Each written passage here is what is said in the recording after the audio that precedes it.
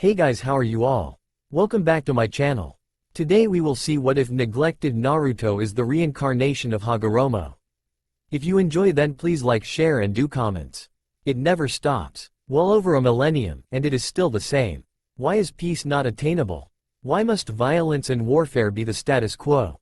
These were thoughts of a man who floated several feet above the ground in a lotus position. History books would call this man many names. The Sage of Six Paths, the God of Shinobi, and the Savior of the world, to name a few. Otsusuki Hagoromo is his birth name, and he is the founder of Shinobi. He was the first person born with chakra in their body. His legend spread throughout the world as a myth due to its numerous, grandiose feats.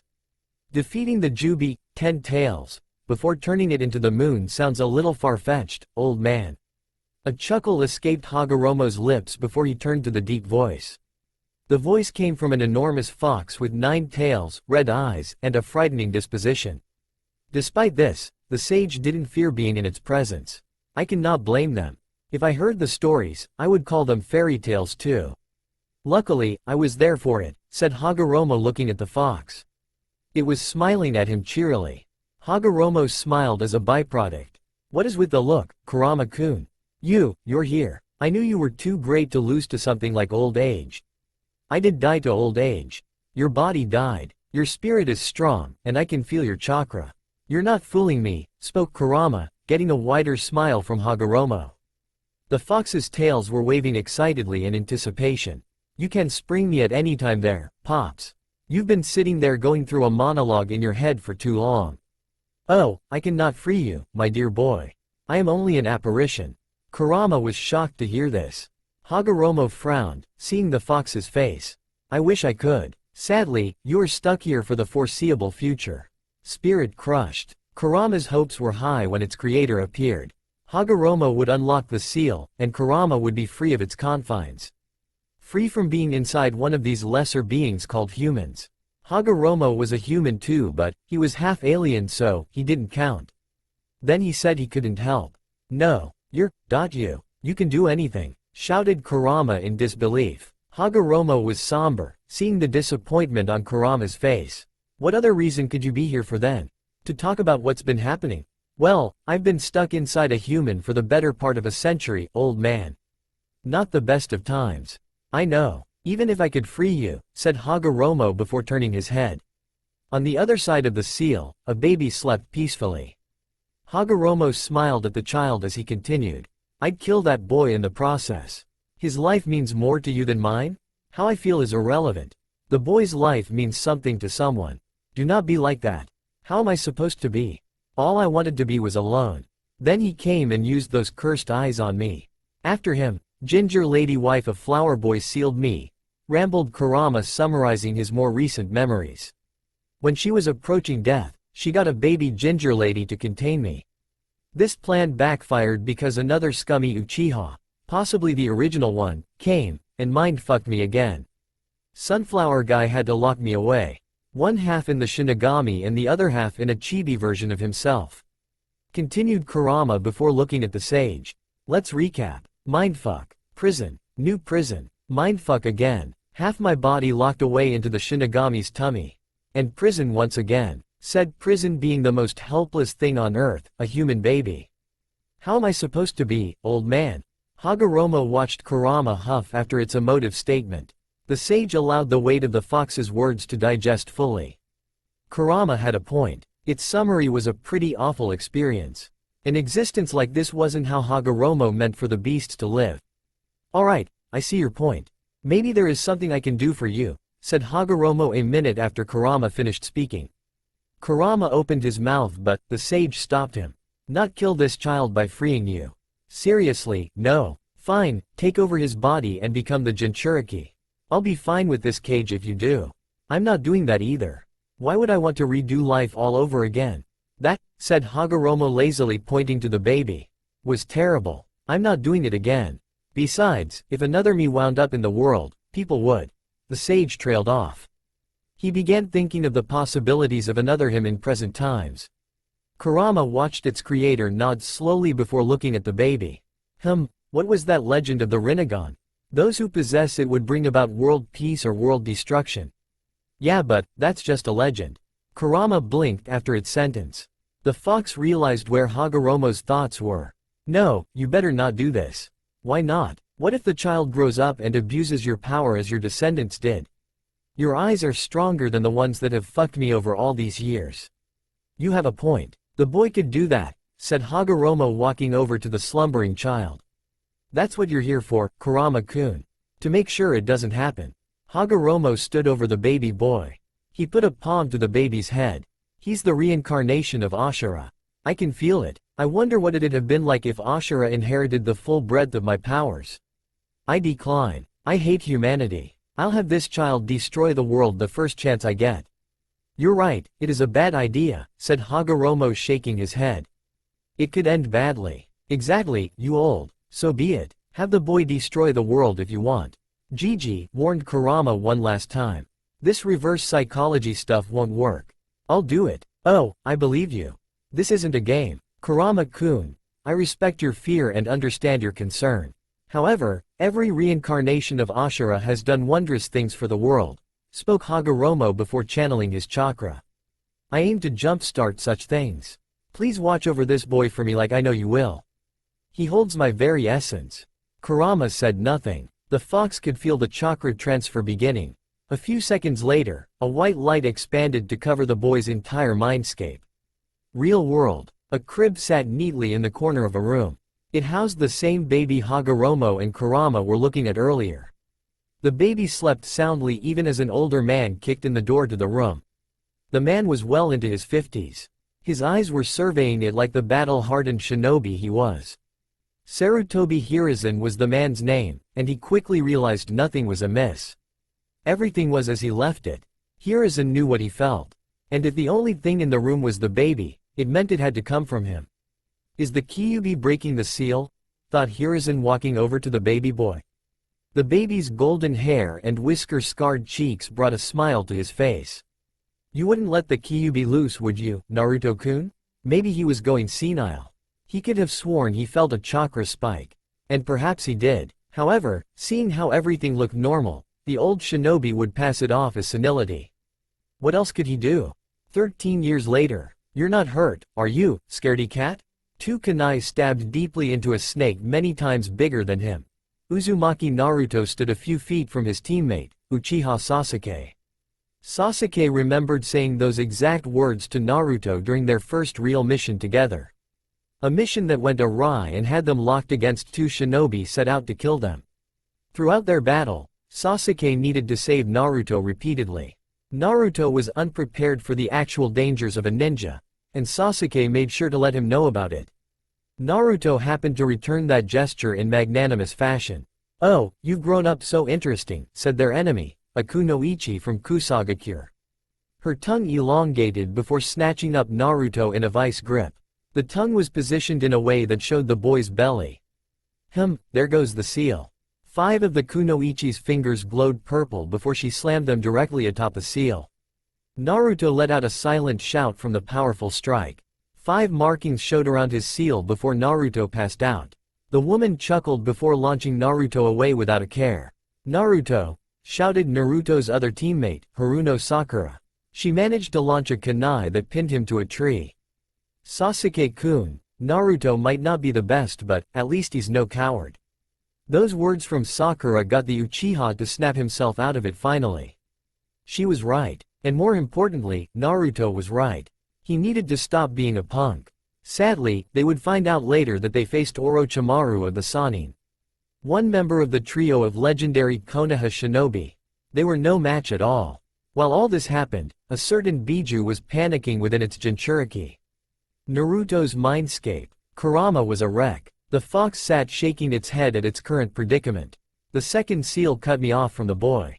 Usually, this would be a problem. Naruto wasn't all that impressive a shinobi. Any real danger, Naruto relied heavily on Kurama's power to survive. Kurama had stopped all of the boy's near deaths. However, that wasn't the only thing Kurama stopped.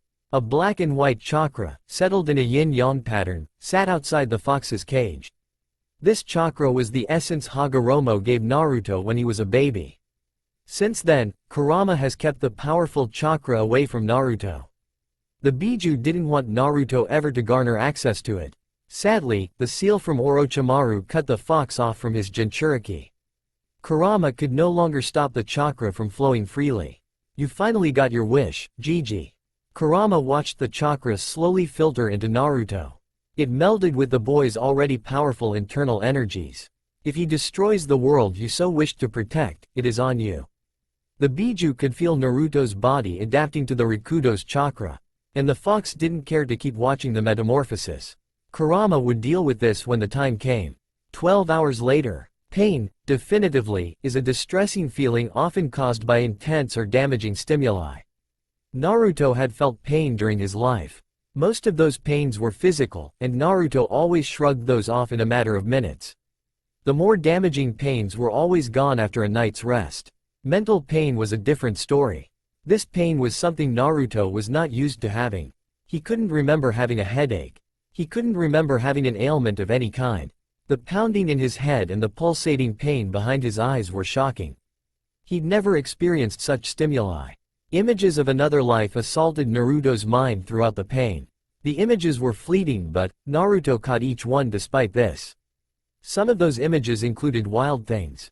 One moment, Naruto looked at a goddess-like woman and called her mother.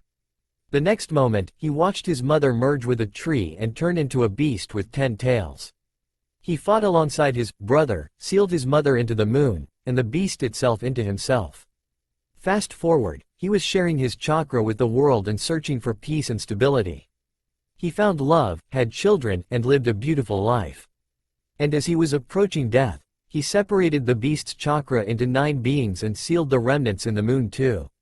An entire lifetime flashed through Naruto's head in a few seconds. The lifetime was an incredible thing to experience in the way he had. The pain in Naruto's head and behind his eyes abruptly stopped when the memories ended. Now over, Naruto found his senses. His sense of hearing was first. He could hear voices that didn't belong to his genin team. Someone should wake him up. This is embarrassing, said a boy with black hair and a bored expression. Shikamaru? Thought Naruto before hearing another voice. We could kick him. Can I kick him first? Asked a portly boy with reddish-brown hair. Huh, that's Choji. Stop it, you idiots. Maybe he has their scroll. We could take it while he is out, said a girl with platinum blonde hair. How opportunistic of you, Ino. Thought Naruto feeling her kneel next to him. Naruto caught her wrist when she tried to check his person. Stealing our scroll? You could have at least asked first. Oh, Naruto-kun, hi. When did you wake up? Questioned Ino nervously, realizing she'd been caught red-handed. Cranking her seduction up to 11, Ino prepared to weasel her way out of trouble. This plan stopped when Naruto opened his eyes. Oh wow, your eyes. They're different. Naruto's eyes were lovely to look at. A shade of blue that matched the bluest of ocean water. They were very expressive. If you looked at them, one could tell everything Naruto was thinking or feeling. Now though, Naruto's eyes were the opposite. Cold and emotionless. Purple eyes with a tiny pupil surrounded by concentric circles. Ino couldn't turn away from them.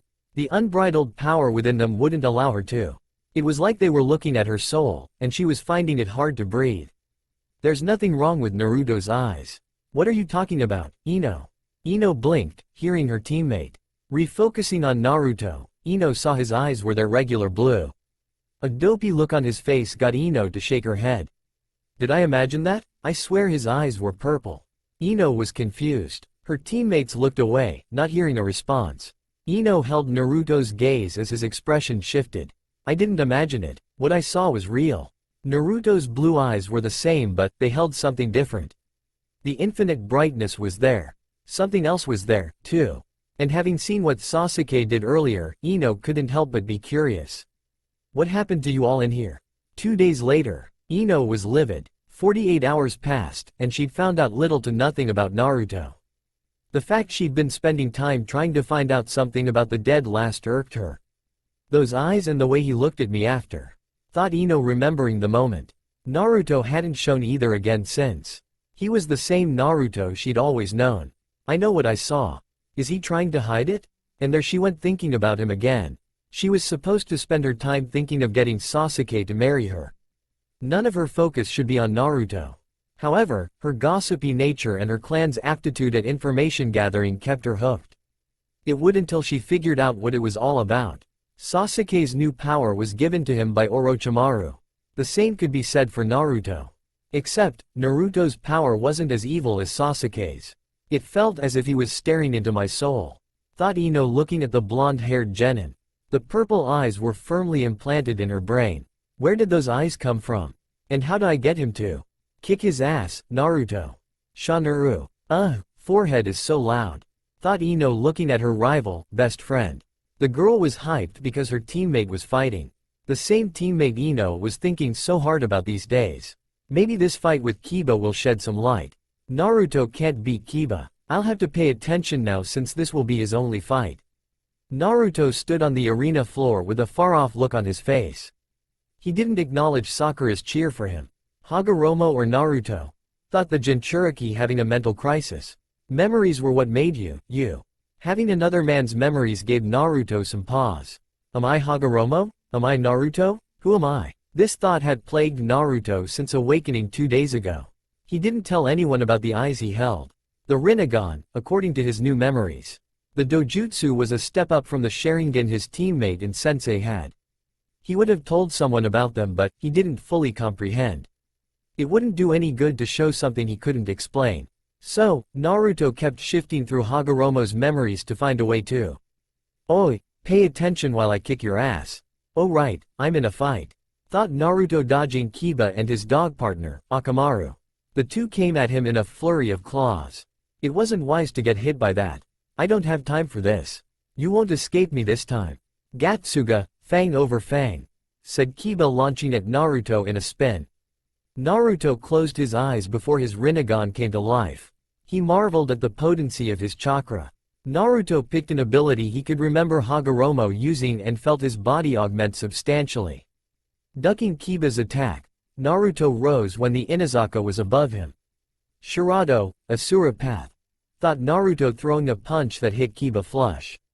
Kiba's spin stopped cold. Spittle flew from his mouth while he sat hunched over Naruto's fist. Kiba blacked out from the intense shock of pain. Naruto dropped the out of it Inuzuka, and he didn't get back up. Akamaru whimpered by his out-cold owner. Naruto turned his Rinnegan off and opened his eyes to look at his right hand. Naruto frowned, seeing scratches across it. I'm not as good as Hagoromo. This body needs work, thought Naruto with a plan to get better. Winner, Uzumaki Naruto, said the proctor of the prelims before he turned to Naruto.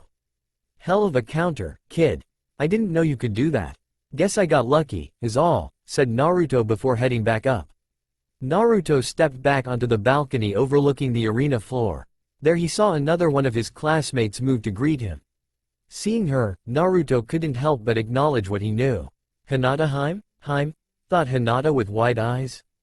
She holds the power of Hagoromo's little brother, Hamura.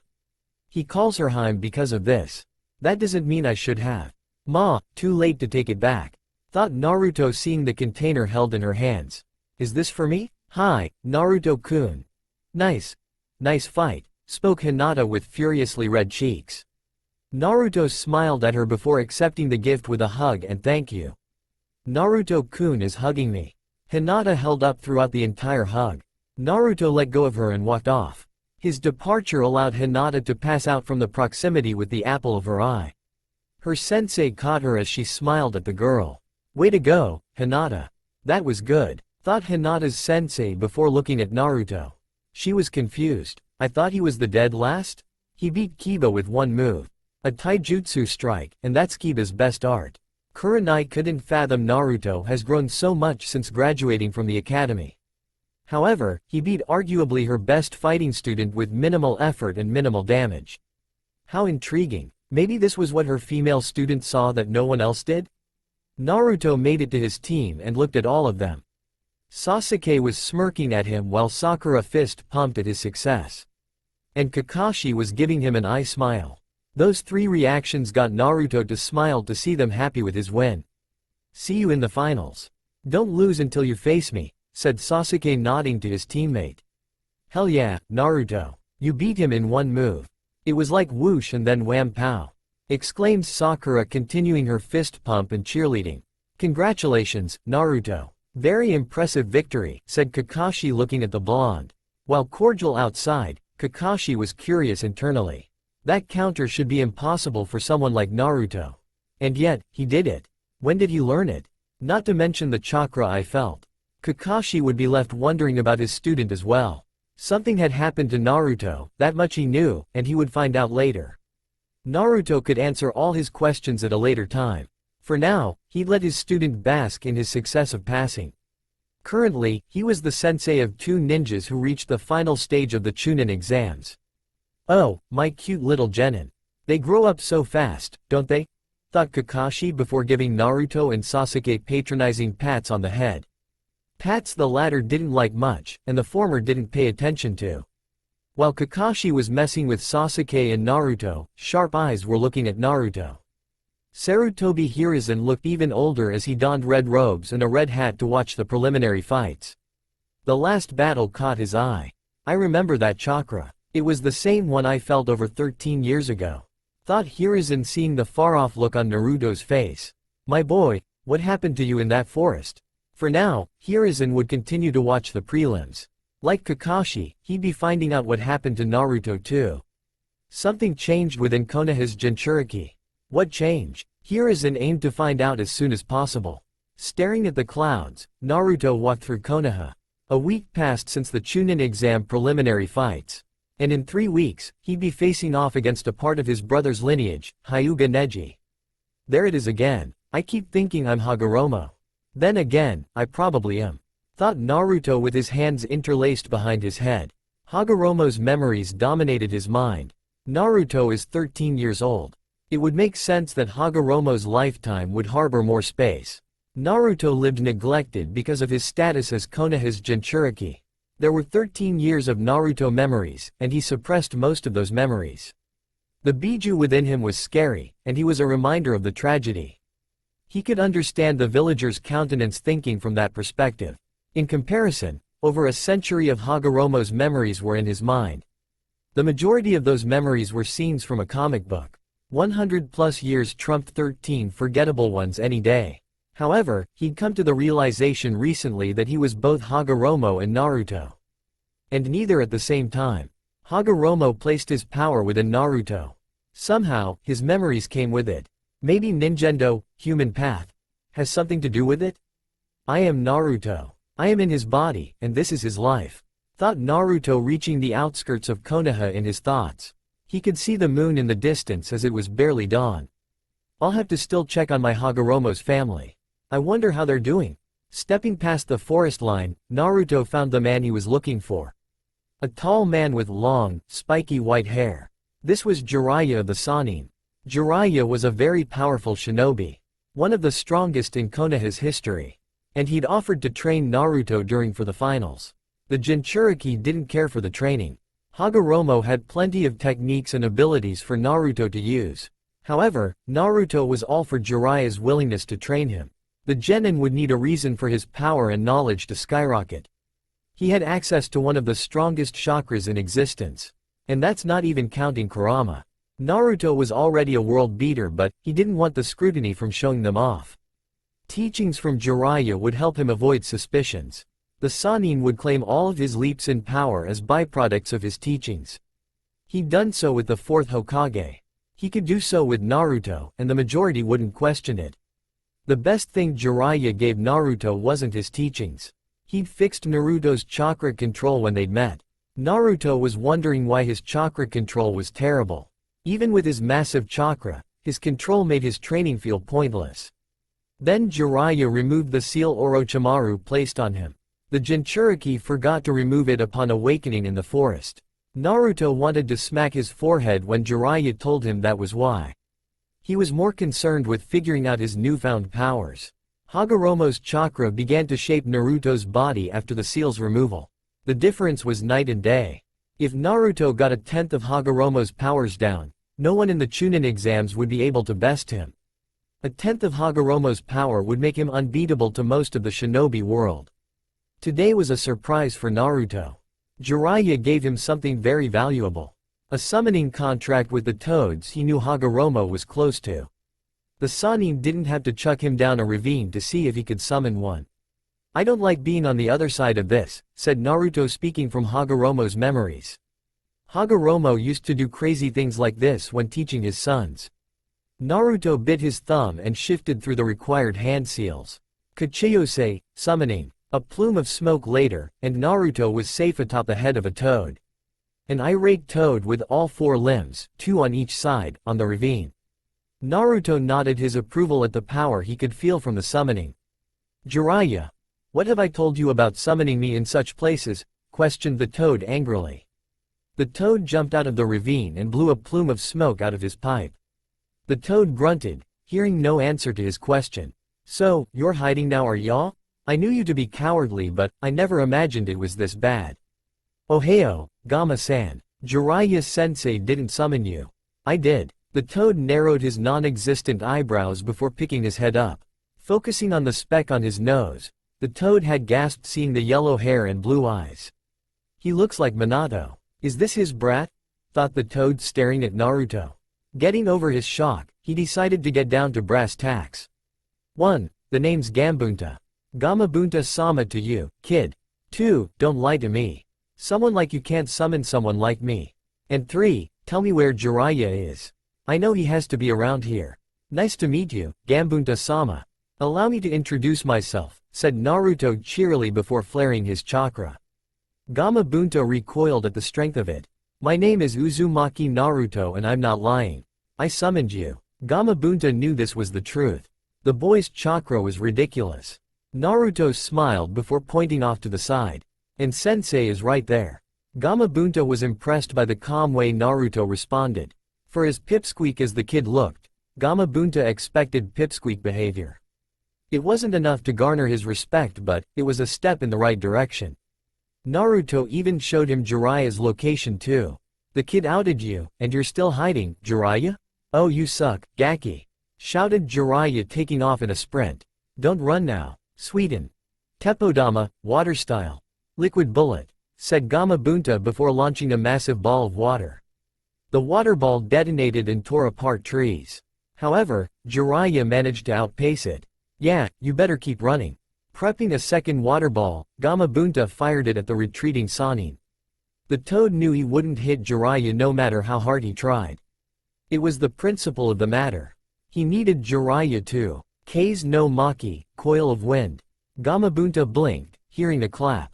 A violent gust of wind hit his water ball. The ball sped up fast enough to catch Jiraiya. The Sannin wasn't prepared for the sudden change as it hit him in a watery splash. Jiraiya was soaked and crushed between trees as he looked up at Naruto and Gamabunta. Why? How? Asked Jiraiya in and out of consciousness.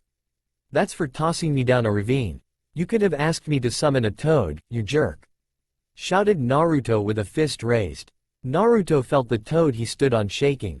Naruto stopped his yelling to turn to Gamabunta. Everything alright, Gamabunta-sama? Wahahaha. Oh, that's priceless. Croaked Gamabunta with a deep belly laugh. Gamabunta took a webbed hand to his eye to remove a non-existent tear from it. Oh, man kid, I haven't laughed like that in a while. That's number 2. One more, and I might take you on as an apprentice. One more? It'd have to be better than the last one. You synced with me after one look. The same as my previous summoner. Naruto's eyes widened at this information. Gamabunta nodded to him. If you can, we'll share a drink, and it'll be the best decision of your life.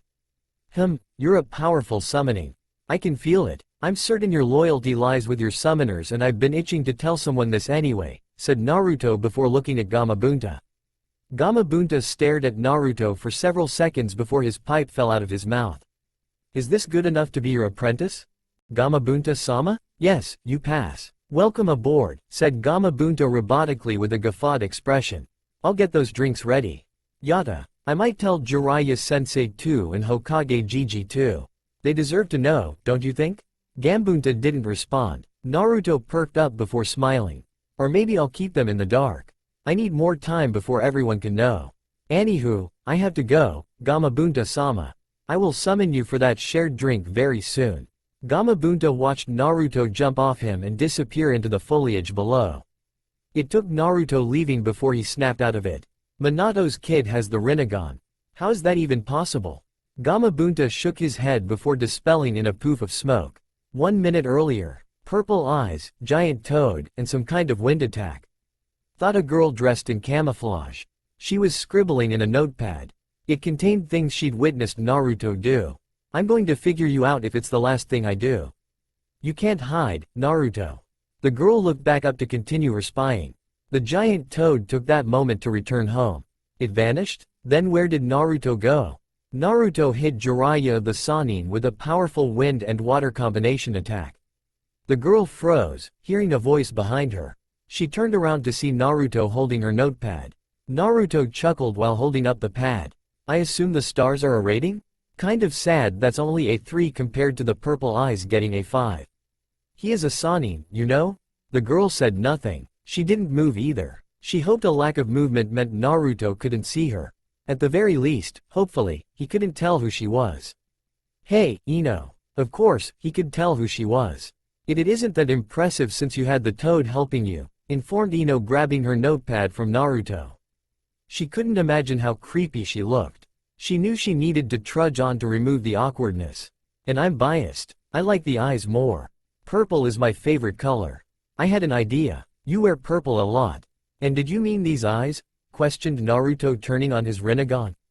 Ino's eyes widened. The eyes confirmed what she saw a week and a half ago. Sorry for making you go crazy. The prankster in me couldn't pass on such an opportunity to mess with someone. Quote. Ino was lost in the eyes again. The stark difference from his normal blue ones was jaw-dropping. However, she didn't miss what Naruto said. I wasn't going stir-crazy. You think I, the indomitable Ino, would ever fret over a boy? Yes, you do with Sasuke all the time. HMPH, that's a thing with forehead. It motivates her to have a rival. Naruto smiled at the explanation. Plus, Sasuke-kun's my future husband. It's only right I fuss over him. And you being dressed in camouflage, hiding along the outskirts of Konoha, while writing meticulous notes about me isn't fretting over a boy? No. Her tone wasn't believable at all as she smiled. Naruto called her out perfectly. Wait, when did he learn to talk to girls? It almost sounds like he's flirting. But no, it's Naruto. However, he wasn't the same Naruto. And now that she looked, his eyes were different. There's Tomo in them now. 9 of them, 3 on each ring. Do they mean something? Yes, said Naruto, seemingly reading Ino's mind. My chakra was haywire thanks to my run-in with Orochimaru. Jiraiya-sensei fixed that. And yeah, my eyes are full power. Hence the Tomo. That's why they feel so much more intense. Thought Ino before realizing something weird. Did Naruto read my mind? I'm the Yamanaka here. I read minds. There's no way he's reading my mind. A Yamanaka can have their mind read. It's pretty easy right now since you're crazy about me like you are. I'm not crazy. Huh, you're going to deny being crazy forever, are you? Questioned Naruto, getting Ino to nod. She then gave him a look that said, stop answering her thoughts. Naruto smiled again before nodding. Fine, you're not crazy. And I'll stop reading your mind. Thank you. I knew you were a good boy. Now the prankster in me isn't satisfied. I need people to think you're crazy. You're the only person who's seen the purple eyes. Naruto's smile shifted to an ominous one. Ino's eyes widened in fear. I was thinking about revealing these to everyone, but I'd much rather see you try to prove it instead. I'm sure you've told them you were going to do so. And he was right. Since seeing the purple eyes, Ino told everyone about Naruto's hidden power. No one believed her because Naruto was the same Naruto according to all of them. He hadn't even shown her his eyes again until just now. And he was letting her know he'd been aware of her intentions and planned to torment her further. Naruto, you better not, said Ino before realizing how close she was to him. They were only a few inches apart. When did she get here? Was she that mesmerized by his eyes? And why did he look taller than her now? Stupid thoughts. Time to get things straight with new Naruto here.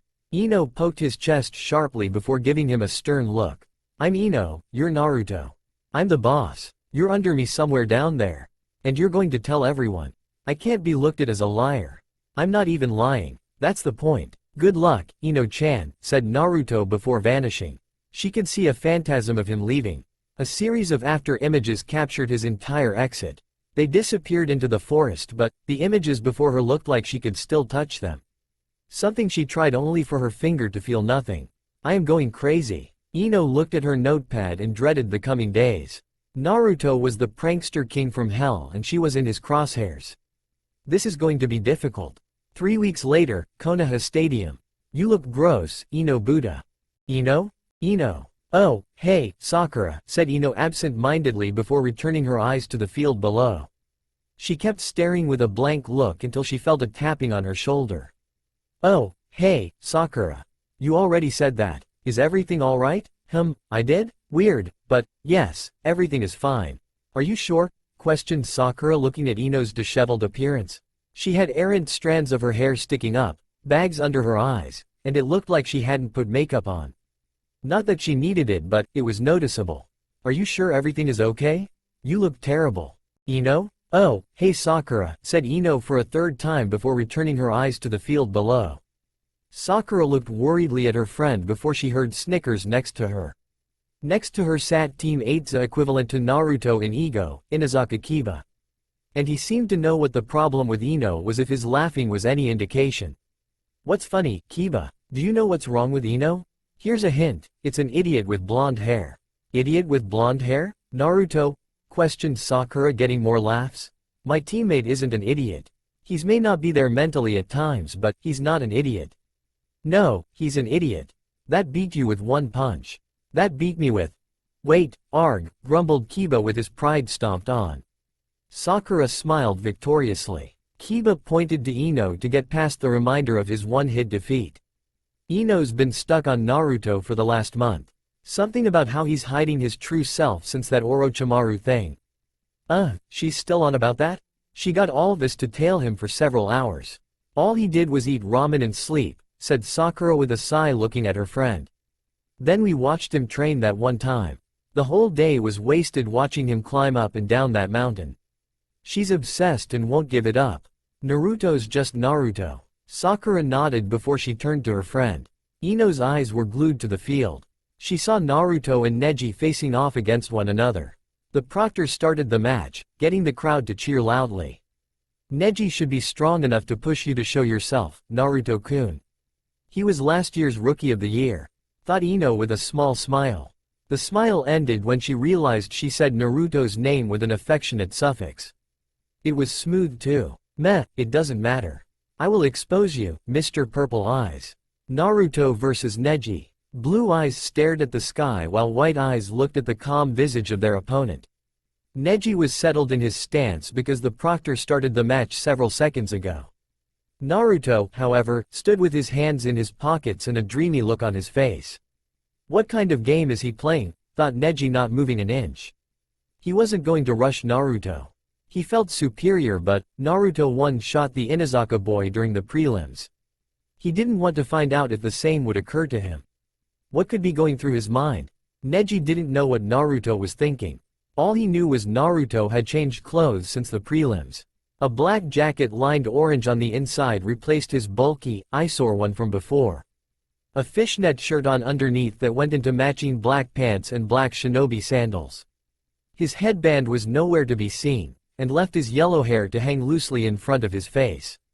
All the while, his hands stayed in his pockets, and his eyes continued to stare aimlessly upward.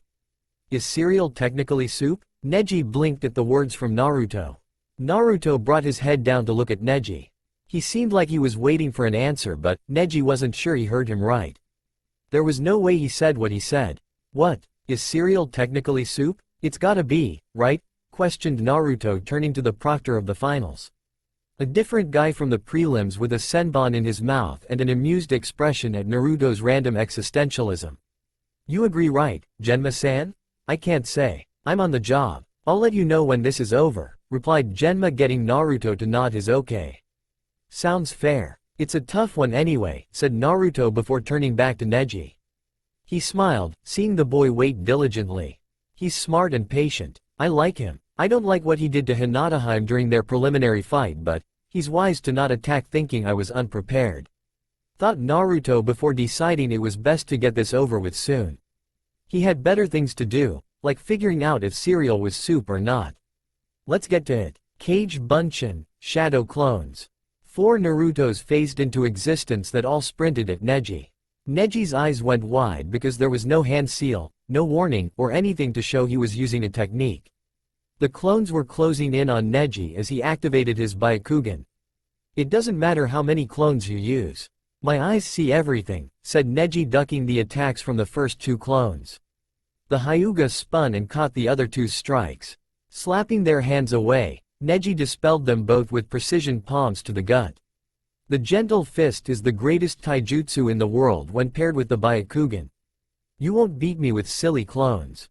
"I could. I don't plan to," thought Naruto, receiving the memories from his clones. It was a useful jutsu, and Naruto learned that on his own. How quaint. And thanks to those clones, Naruto knew how to beat Neji. "I'm happy you dodged at the last moment," continued Naruto with his eyes closed. His Rinnegan came to life when Neji dispelled his last two clones. Naruto jumped into the action. "And got you. Got me? You'll never touch me," said Neji, dodging Naruto's uppercut by the slimmest of margins. "Exactly," thought Naruto, activating another of his hidden powers. Neji knew he'd dodged Naruto's punch. However, he felt pain on his chin before flying across the arena. Tumbling like a rag doll, Neji eventually rolled to a stop. The crowd saw the mighty blow and cheered in applause at the surprise punch that landed. "He hit me? I was sure I dodged," thought Neji, refraining from nursing his jaw. Tendo. Seiatsu, Diva Path. Subjugating pressure, thought Naruto, using his gravity powers to hit Neji. A good thing Neji made everyone think he'd clocked him with his last-second dodges. Naruto turned off his Rinnegan and reopened his eyes. "You still up over there? I got more left. I've been looking to test myself." I didn't think he hit him, but wow, the kid packs a punch, thought Genma, watching Neji slowly get up. He looked back at Naruto to see him shaking out his limbs like he was getting loose. "I heard he got training from Jiraiya-sama. 1 month with a Sannin, and he's toying with the genius Hyuga kid?" Neji finally stood up and got back into his fighting stance. Naruto saw this and frowned. Neji's stance was noticeably weaker than before. His body wouldn't allow him to threaten anyone even if mentally he could fight more. "Give up. You can't continue, Neji," said Naruto with sharp blue eyes. Neji noticed the stark shift in demeanor at Naruto's statement. It wasn't carefree anymore. It looked akin to a grown-up scolding a child that was about to do something wrong. "I want to win and will hurt you if you force me." "Hurt me? You're the dead last of your class who got a lucky shot," said Neji weakly, trying to find some stamina. A second wind wouldn't come. He could still feel his bones rattling. How hard did Naruto hit him? "I can't lose to you. It's fate. I'm a genius and..." "Right," cut off Naruto, getting Neji's eyes to widen. Neji threw a reactionary palm, seeing Naruto standing in his face. It missed, since that Naruto was an afterimage. "Give up, seriously." Neji didn't have to turn around to see Naruto's fist an inch from the back of his head. His hair and clothes were blowing forward. The wind blowing off the punch was fierce. No question he'd be out of it had Naruto followed through. Neji couldn't understand what was going on. "You're the dead last. How are you this strong?" "I didn't let a label like dead last hold me back." "Same as your teammate, Rock Lee," said Naruto, lowering his fist. "He can't use nin or genjutsu. And he was the dead last of your class.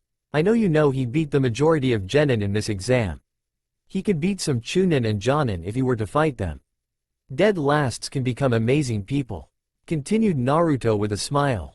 Naruto took a few steps back from Neji before finishing his soliloquy. "You shouldn't allow labels like that to hold you back. To keep you boxed into one train of thought. That's dangerous, and it's how you'll end up losing your life if this were a real fight." Neji heard Naruto's words and looked down at the ground and thought. Naruto's words reached his ears, but they wouldn't be heard. You didn't reverse years of thinking with simple talking. How dare Naruto try to talk to him like he could be better than him? "It doesn't matter. Fate is fate. You're a dead last that's in my field of divination," said Neji, turning around in a new stance with no signs of fatigue. 2 palms. Mizu no Maki, coil of water. Neji was a few feet from jabbing Naruto with the start of his technique. Sadly, it wasn't quick enough. Naruto's chest puffed up before he expelled a vicious torrent of water. Neji was covered wholly by the water wave. Neji's Byakugan allowed him to see Naruto's cold stare while he was in the water. The torrent carried the Hyuga across the arena and planted him firmly in the wall. Neji didn't move again, nor was he awake after the water washed away. What a jutsu. Winner, Uzumaki Naruto, said Genma pointing to Naruto.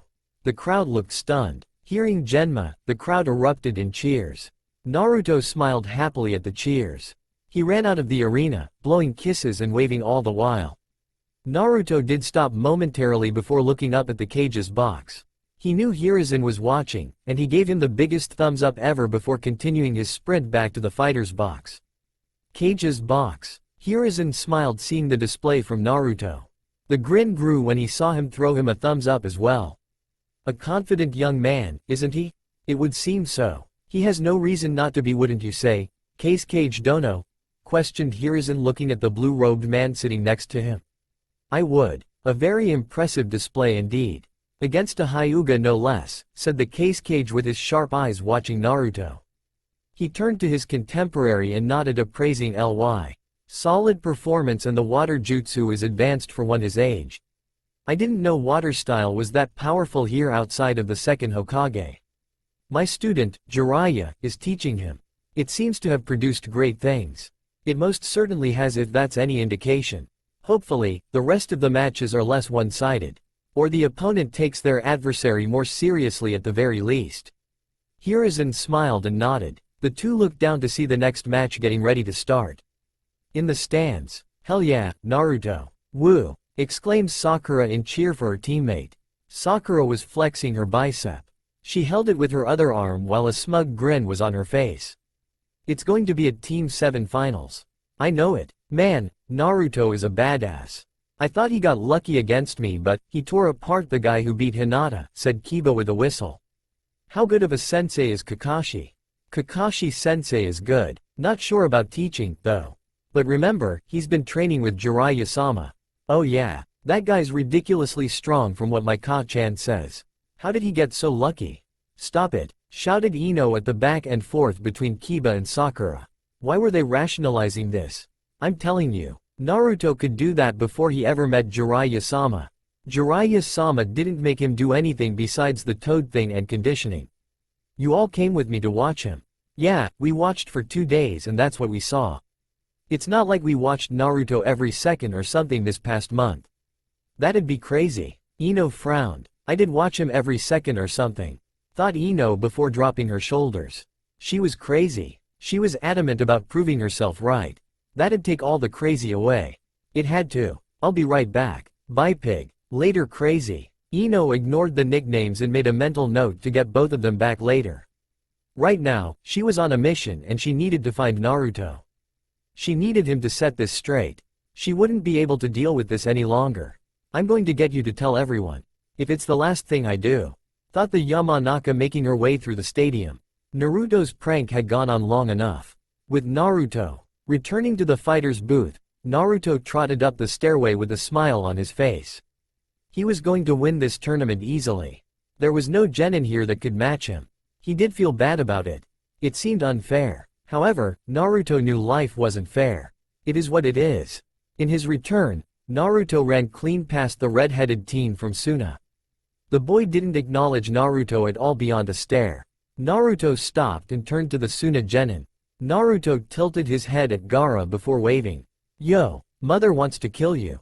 Mother? She's never wanted anyone's blood more. She's chomping at the bit. Why would his mother want to kill me? Thought Naruto before realizing who Gaara was. No way. Shukaku couldn't have, could he? Gaara watched Naruto gulp nervously. Gaara didn't care one bit about Naruto's apprehension since the blonde would be dead by the end of the day.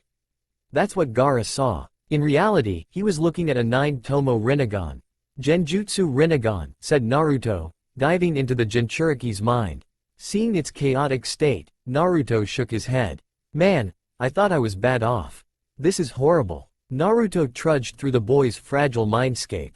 Eventually, Naruto found who he was looking for.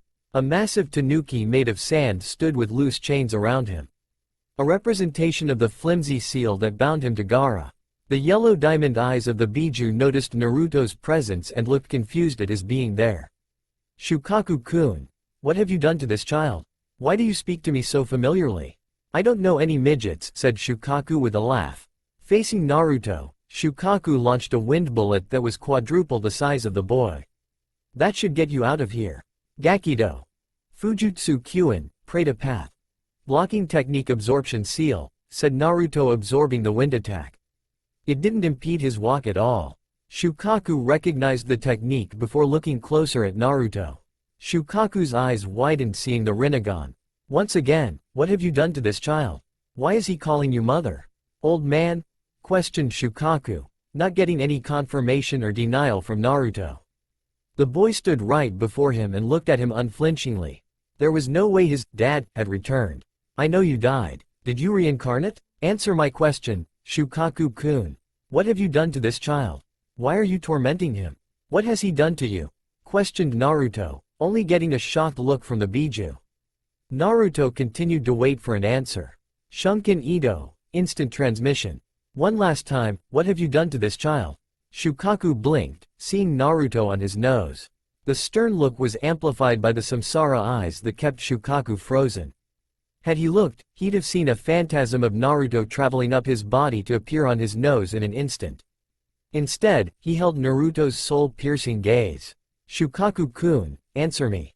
I started Shukaku nervously before Naruto broke eye contact. Shukaku watched him turn his stare back to him in an "I'm not finished with you" fashion before vanishing from Gaara's mindscape. Has Gigi returned? There's no way. I must be hallucinating. Naruto continued to lock eyes with Gaara in the real world until he felt an unwelcome presence. Well, not unwelcome as much as untimely. He was in the middle of scolding his child, and she was ruining it. Naruto didn't want to punish his kid in front of someone. He wished he could because Shukaku deserved it, but he wasn't that guy. Naruto-kun, shouted Ino, finding her target. Seeing him locked in a staring contest with the Tsunade Jinchuriki was weird. You need to go tell O. Bad timing, said Naruto, appearing next to Ino. He wrapped her waist up in one arm and pulled her close. Ino blushed at the proximity while Naruto pointed at Gaara. Crazy guy thinks he scares me. We can't be here to disprove that once I release him from my genjutsu. Oh, speaking of disprove. The two vanished in a phantasm. The genjutsu on Gaara finished with Naruto scampering off after his threat. His words spoken, Gaara disappeared in Asuna Shunshin to prepare for his impending battle against the Uchiha. With Naruto and Ino. Disprove, I need you to. Continued Ino before realizing they weren't in the same stairway. They weren't in the Chunin exam stadium at all. They were on the other side of the village. Naruto-kun, how did we get to the Hokage monument? I have a form of teleportation, Ino-chan. It's pretty neat if I had to say, said Naruto, showing Ino the phantasm of them moving across Konoha. Ino saw her image stuck mid-speech. She didn't even notice they were moving. And I see you're still calling me Naruto-kun. I thought you weren't crazy about me. Quote. Ino blushed, realizing she continued saying it. It rolled off her tongue smoothly. She wouldn't let him go unquestioned either. When did you start calling me Chan? After you called me Kun in the Forest of Death as a joke. Now I say it since you've become obsessed with me. I think anyone would do the same in my shoes. Possibly, but not to this extent, said Naruto, watching Ino huff indignantly. He then took in her appearance, and his eyes softened. Maybe his prank had gone too far. Rinnegan. Rinnegan? My purple eyes are called the Rinnegan. Rinnegan, said Ino, testing the name. It isn't better than saying purple eyes. I like either. I wanted you to have the choice, though. Would you like to know what my purple eyes do? Asked Naruto, getting wide eyes from Ino. He could throw her a bone for the sleep she'd lost over him, even if she wouldn't admit to such a thing. It might help when you tell people and finally expose me. Naruto smiled, seeing Ino nod. Right then, the Rinnegan. I can see chakra, even the flow of it within your body. Primarily the 8 tenketsu, commonly referred to as the 8 gates. Naruto tapped each of the gates on Ino while he spoke. Some were in intimate places and worthy of a slap. It didn't help how enraptured she was by his words. She knew Naruto meant nothing shady by his actions. I could master any jutsu given time and use every element. You can use all 5 elements? There's more than 5, but, yes. You've seen wind and water, but I don't mind doing them again. I'll start with the basic 5. 4 clones appeared next to the Jinchuriki. Each Naruto turned to face off the monument before they clapped their hands. Ino watched each Naruto release a different element. Fire, lightning, water, earth, and wind flew out into the sky. Naruto turned back to the gobsmacked girl. I haven't even gotten to the Rikudo, 6 paths, yet. Let alone the other elements. Ino watched the Tomo in Naruto's Rinnegan spin before she felt his chakra intensify. Naruto wanted someone to know all he could do. He'd been dying to tell someone. Ino would consider herself lucky because she happened to get to see the show first. She didn't realize how much he had to show. Sometime later. And that's about all I got. At least, without hurting myself unnecessarily, said Naruto while a black flame licked at his body. It wasn't hot or harming him. It covered him from head to toe until he turned it off and took a deep breath. Man, that felt good, getting that all out and remembering how awesome I am. I still got more. This body isn't ready for them yet. Naruto smiled heavily before turning to Ino. Thanks for being here, Ino-chan. I feel this weight lifted. I feel good. Ino-chan? Oh no, I broke her. Aw man, said Naruto, fretting over the frozen girl. She'd taken a seat a few minutes into Naruto's display. It lasted much longer than she anticipated. When he started to dive into the absorbing chakra, gravity manipulation, and mechanical body stuff, Ino's mind fried because he had so many more crazy things. She was out of there a while ago. Ino-chan, please snap out of it, pleaded Naruto, giving his best puppy dog eyes to plead with her. Only with the Rinnegan, his puppy dog eyes looked more frightening than cute. The look got Ino to scream in horror. Naruto smiled, seeing her moving again. Thank Kami. I thought I melted your brain. Ino held Naruto's gaze. The blank stare unnerved the Rinnegan wielder. Ino stared for roughly a minute before her hand moved to Naruto's face. Naruto raised an eyebrow. Ino-chan? Thank you. For showing me all of that. I appreciate it. Ino's stare softened, and a grateful look replaced it. Naruto smiled again when Ino patted his cheek. How did all of this happen? Did Orochimaru do it? I've had it since birth. You can say Orochimaru had a hand in it. He helped me unlock my full potential when he beat me. Why did you show me all of that? What do you mean? We're not close, Naruto-kun. We're not even on the same team, said Ino, removing her hand. Her stare became curious. Other than graduating together, we don't have any other interactions. So why me? Why not Forehead? Or Sasuke-kun? You remind me of Hagoromo's lover, and the nostalgic feeling I get with your similarities to her is comforting. Thought Naruto in reply, seeing an image of the woman overlap Ino's face. Ino saw the fond look he was giving her. Ino blushed, but Naruto shook his head to keep her from making assumptions. He wasn't about to start liking Ino because she mirrored someone from Hagoromo's life. Just call it, well, I guess you could say. Naruto stopped speaking and turned sharply to the Chunin exam stadium. Ino could feel the temperature drop several degrees when Naruto clenched his fist tightly. What's wrong, Naruto-kun? I haven't been paying attention. You better not, Shukaku, thought Naruto before turning back to Ino. We need to head back to the stadium. Something troubling is happening. Ino's eyes widened before she nodded her head. Naruto grabbed her hand before the two of them disappeared instantly. A phantasm of their route was the only thing marking their vanishing. Chunin exam stadium, moments earlier. The next 3 matches all had someone with a passive fighting style. Shino, with his bugs, faced Kankuro the Suna puppeteer. Shikamaru with his shadow faced the wind user, Temari, and Gaara of the sand went against his teammate, Sasuke. The first 3 of each match were very slow and methodical fighters. They would take time to finish their opponents or be finished in return.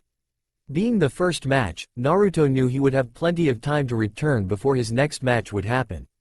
The only thing was, Naruto didn't foresee Kankuro forfeiting. That lessened the time between matches and could have been worse if Shikamaru did the same. The boy was about to until his sensei yelled that his mom would kick his ass if he didn't fight. He did reluctantly, pulled off a brilliant strategy after over a half hour of fighting before forfeiting when he had the win. He didn't have much chakra left, and he'd have to face Gaara or Sasuke next round. Neither would bode well for him anyway. The crowd didn't like that. Shikamaru's classmates didn't either. However, the judges loved his display and foresight. Gaara and Sasuke's match almost didn't happen too because Sasuke wasn't there. He appeared at the last second before he would have been disqualified. Their fight was much more engaging than the previous 2. Sasuke tore Gaara asunder with taijutsu that awed the crowd at its finesse and strength. Taijutsu he copied from Rock Lee after said boy thrashed Gaara during the prelims with it. While an impressive copy, Rock Lee's taijutsu was many times more potent, and Rock Lee ended up losing in the end anyway. Sasuke's copy wouldn't come close to what Rock Lee did. Something Sasuke knew when Gaara closed himself in a sturdy dome of sand that kept the Uchiha at bay. That was until Sasuke used Chidori, a ninjutsu that coats the user's palm in lightning to aid in its attack. A simple stab forward managed to reach Gaara himself within the dome. Gaara proceeded to lose his mind at the strike stabbing into him before all hell broke loose. A mass of Oto and Suna shinobi appeared. The cage attacked the Hokage and trapped him at the top of the Chunin exam stadium. A genjutsu spread over the entirety of the stadium and captured everyone, not an adept shinobi. Gaara's brother and sister, Kankuro and Temari, reached Gaara to get him to the middle of the village and have him terrorize it with his powers. Sasuke managed to stop them, along with some help from Shino and Sakura. Shino took Kankuro away. Shino's actions left Temari alone with her groveling brother, Gaara, still hurting from the Chidori. Sasuke was handling Temari easily until Gaara rejuvenated. His gourd moved to cover his injured torso.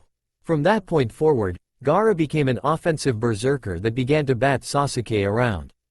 Sasuke was doing okay, but it'd be any moment he'd get caught cleanly by the unstable Jinchuriki. That was until a phantasm appeared that got Sasuke's eyes to widen. It looked like Naruto and Ino, but he couldn't be sure. His head was swimming from Gaara's earlier abuse. "Sasuke-kun, are you hurt?" Sasuke looked over to the girl helping him and saw it was Ino. Looking back, Sasuke saw the phantasm was gone along with Gaara, who'd been a few feet from body checking him once more. Sakura jumped over to Sasuke with the danger gone to ensure he was alright. "Wait, where's Gaara?" Ino smiled and turned deeper into the forest. "Naruto-kun is handling him," said Ino, having seen Naruto take Gaara further away to subdue him. She smiled, knowing everything would be fine with him here now. "He's got Gaara, don't you worry. I believe in him." Sasuke and Sakura wondered where the girl's faith came from. And then Gaara's oppressive chakra was overshadowed by a much more potent one. It got the two from Team 7 to panic even more.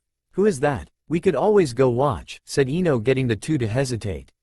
Ino didn't fear anything and went to where Naruto had gone. She wanted to see this match. The Yamanaka wouldn't miss it for the world. Naruto stared coldly at Gaara. His actual stare wasn't at Gaara since he couldn't be mad at the boy. His stare was at his creation, Shukaku. "Stop this, Shukaku-kun," said Naruto with an icy tone. He was standing before the beast within Gaara's mind again. "I won't ask you again." Shukaku stood frozen before shaking his head. Naruto could see the Biju getting angrier. Its chakra was rising. "You may have my creator's eyes, but don't assume you can tell me what to do. You're not him." Naruto's face didn't change when Gaara jumped at him from Shukaku's outrage. Gaara took a swipe at him with his sand claw transformed right arm. Naruto dodged the claw before a black rod protruded out of his right sleeve. Naruto stabbed the rod through Gaara's claw and pinned it to the ground. Gaara knew something was wrong immediately. His chakra felt funny the moment the rod touched him. Another rod pinned his sand tail to the ground, increasing the funny feeling. The Ichibi Jinchuriki's volatile chakra stagnated with the second rod, and Gaara couldn't feel his mother. "What did you do to me?" questioned Gaara, turning to Naruto. "Your mother isn't your mother. It's the Biju within you, Shukaku." Gaara knew the words were the truth. Naruto's eyes seemed to cut to the boy's soul. Every word was felt when spoken thanks to them. "I know nothing of your upbringing. I can't imagine what life would be like if Shukaku-kun was allowed such freedoms with you in your mind, especially as he is. However, I can't allow you to rampage and do harm to anyone." "My mother is Shukaku?" questioned Gaara, getting a nod from Naruto. "That can't be right, can it? Gaara, kill him." "Mother? Kill him now." Gaara received a massive surge of chakra. "Damn it, Shukaku-kun. This body can't suppress a Biju yet," thought Naruto, watching Gaara explode in an enormous sandstorm. Shukaku stood in his full might a few seconds after the sandstorm calmed down. Naruto sighed in disbelief. "It's never easy, is it?" Shukaku looked down and saw Naruto bringing his thumb to his mouth. The sand tanuki stomped Naruto into non-existence with a heavy foot. The Biju laughed at being free once more. Ha ha ha, I'm back. Time to tear this place asunder. Kachiyose, summoning. Shukaku stopped laughing when an enormous toad appeared before him. Naruto stood atop the red toad, looking none too pleased with the Biju before him. He could see Ino arriving to view the battle with Sasuke and Sakura. He would need to be careful. Gamabunta-sama, I need your assistance for a moment. We'll have to be careful. My friends are in the area. Oh, it's you again. What do you need help with? Oh. Hell no, shouted Gamabunta, seeing the Ichibi. Who did this kid think he was? Kid, that's the one tail. We can't. Right, said Gamabunta, having looked up in his warning to see the Rinnegan. Gamabunta looked back at Shukaku. The Biju had launched a wind bullet at him. Hang on, kid, I'm going to jump. Don't worry, said Naruto, sending out a gravity blast. It negated the wind attack with ease. I need to cook him. Sand becomes glass, and it makes him easier to bring down. You're a Myobokuzen toad, so I'm hoping you can use oil? I'll bring the fire if so. You got it all figured out. Same as Minato used to, said Gamabunta, watching Shukaku ready another wind bullet. Gamabunta prepped the oil before giving a verbal cue. Here we go. Wind bullet versus toad oil would likely stalemate. The toad oil, aided by Korora, a humanoid bird made of fire, easily trumped the wind bullet. Fire was naturally stronger than wind anyway. Aided by the toad oil from Gambunta, the firebird from Naruto pierced the wind bullet and blasted Shukaku in a fiery eruption. Goodness, did you even need me? Questioned Gamabunta, watching Shukaku burn. The Biju screamed at the red-hot flames coating him from his neck down. That firebird avatar. Phoenix. Ah, Phoenix. That's easier to say. It could have probably won without me, said Gamabunta, watching the flames heat Shukaku's sand. As Naruto said, the wailing beast was turning to glass. What a way to defeat such a monster. I can probably send a water bullet that'd shatter him if that's. Gamabunta trailed off when he couldn't feel Naruto standing atop his head. It was then the summoning noticed the small line in the air. It was a phantasm of Naruto shifting through the air. The boy stopped on the Biju's head. No, I was just free, shouted Shukaku, still burning. Naruto appeared in front of Gaara.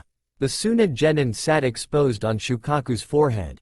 He was fast asleep to allow Shukaku complete control. He couldn't stop Naruto's next move.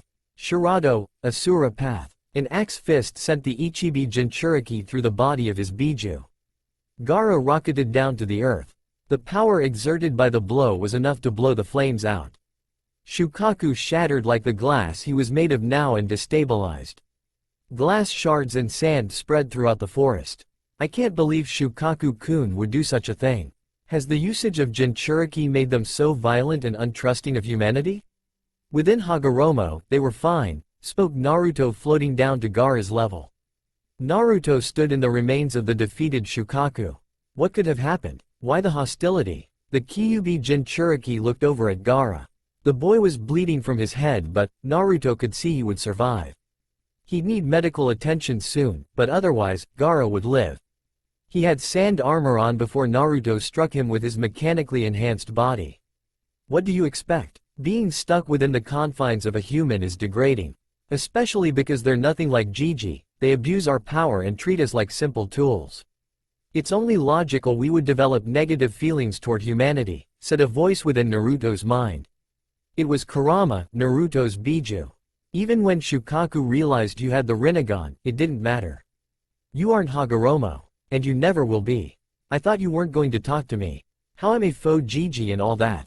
I still don't plan to. Because you are a cheap imitation of the man who made me, said Kurama, watching Naruto appear within his seal. Not wanting to look at Naruto's caring disposition, Kurama closed his eyes and settled his chin on his paws. He wasn't Hagoromo, but the look was the same as Hagoromo's. It was agitating how much it looked like he cared. I offered you some perspective since you couldn't figure it out on your own.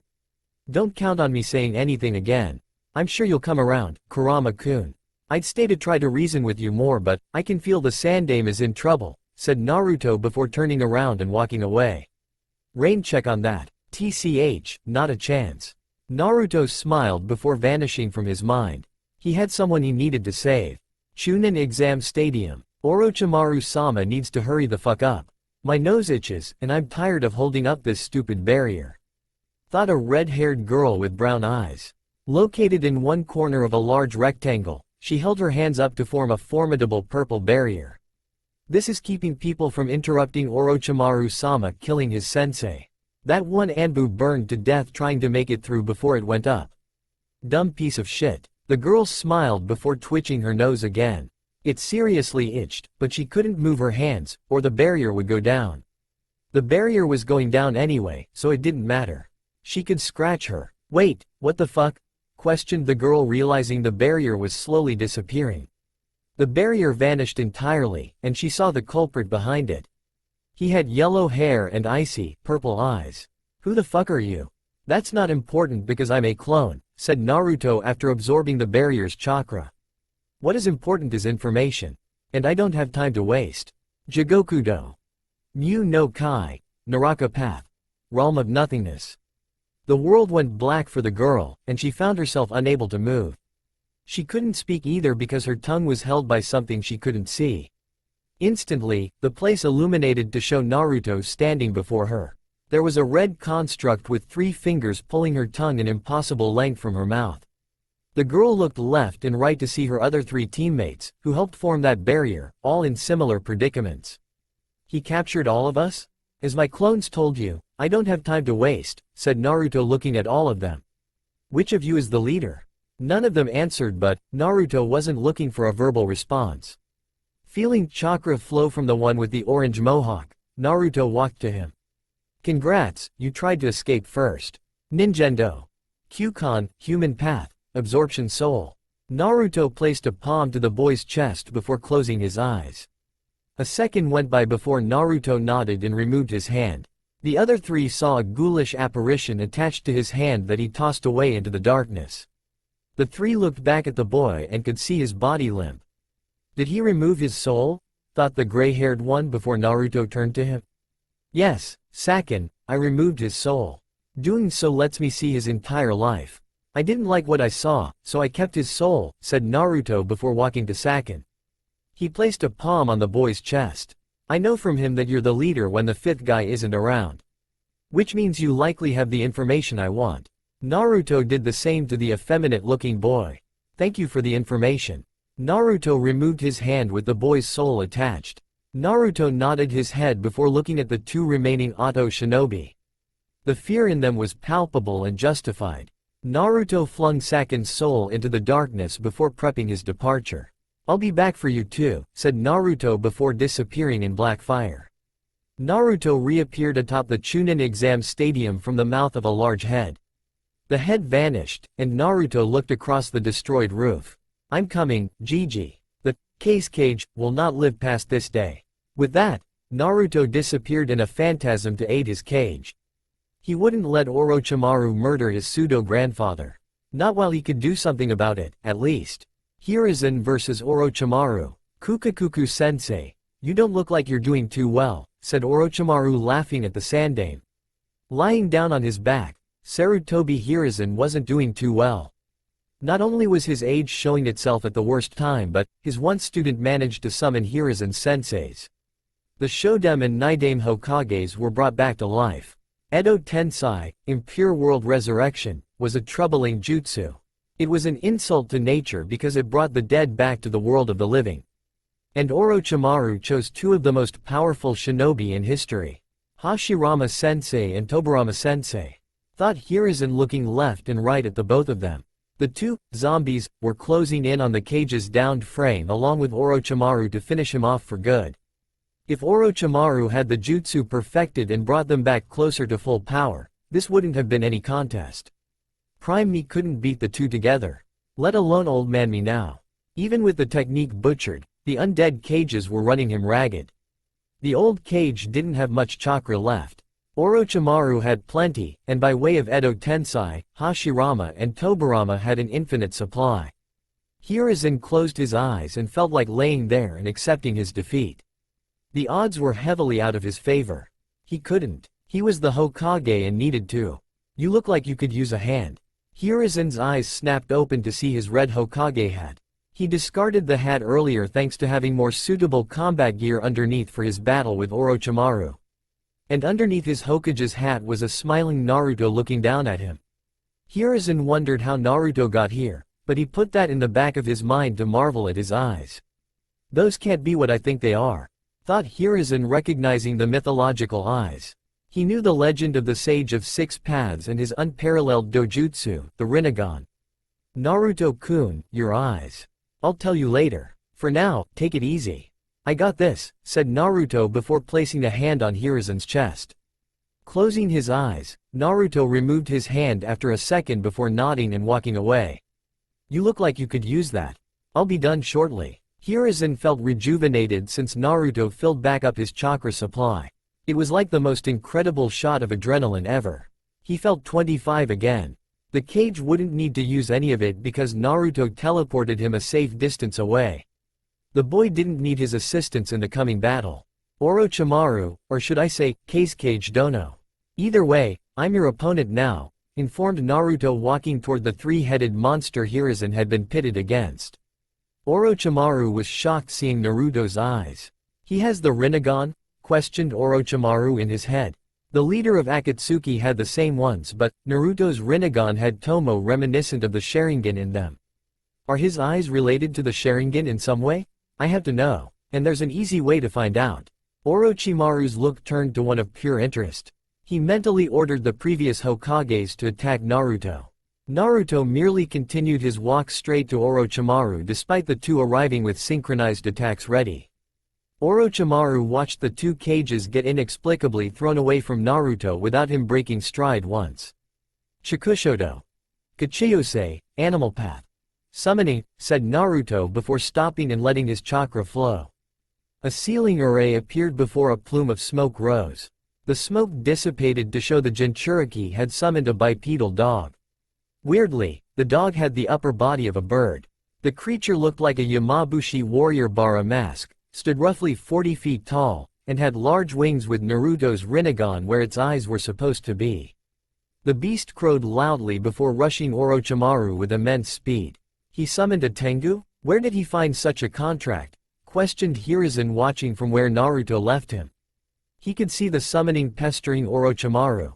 Naruto focused on the more dangerous foes in Hashirama and Tobirama. Normal methods cannot kill them, Naruto-kun. They'll reform from any damage you do, no matter how severe.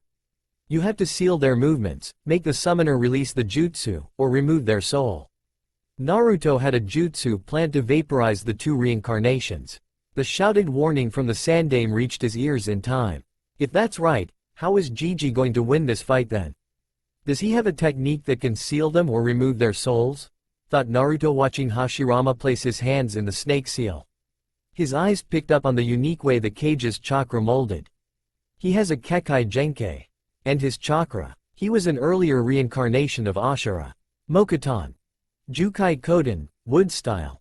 Nativity of a world of trees. Trees emerged all around. They were numerous and trapping in their creation. Naruto was outpacing them in his dodging, so Hashirama amped them up further. The trees grew to monstrous heights before they stopped abruptly. Hashirama perked up when Naruto appeared before him. Naruto placed a palm to the undead cage's chest. Rest once more, Shodai-sama, said Naruto, removing Hashirama's soul.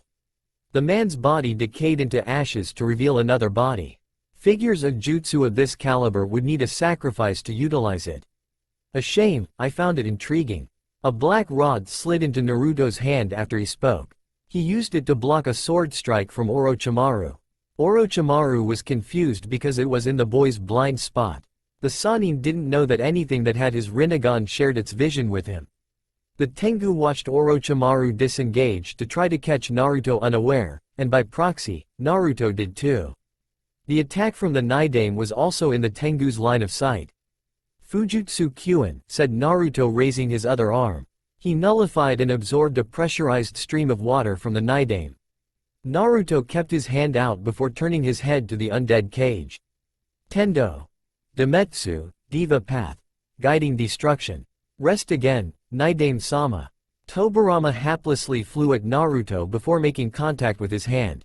Naruto ripped his soul out before the reincarnation deconstructed as Hashirama's did. Orochimaru felt fear when Naruto looked back his way. Hiruzen's ex-student made it his mission to get as far away from Naruto as possible. He would need an opening. The Rinnegan grants so many abilities. Pain had nothing like this. Only the gravity powers, thought Orochimaru, wary of Naruto. The Jinchuriki was nothing like the boy he'd defeated in the Forest of Death. Where did this power come from? You allowed this. Orochimaru blinked, hearing Naruto's answer. What? When you cut my biju off from me, this power was allowed to flow freely. You can read minds? Yes, but I didn't need to read yours. It's written all over your face, said Naruto before the tomo in his eyes spun. The outer three tomo vanished before Naruto's chakra spiked. Goodbye, Orochimaru. Shun Goku Satsu, instant hell murder. Orochimaru watched Naruto glide slowly toward him. However, Naruto was already behind him. His brain made him think Naruto was moving slowly because of the phantasm before him. And he died a few seconds ago, but his body hadn't figured it out yet. Hiruzen saw the entire sequence. It happened in an instant, but the phantasm showed what transpired.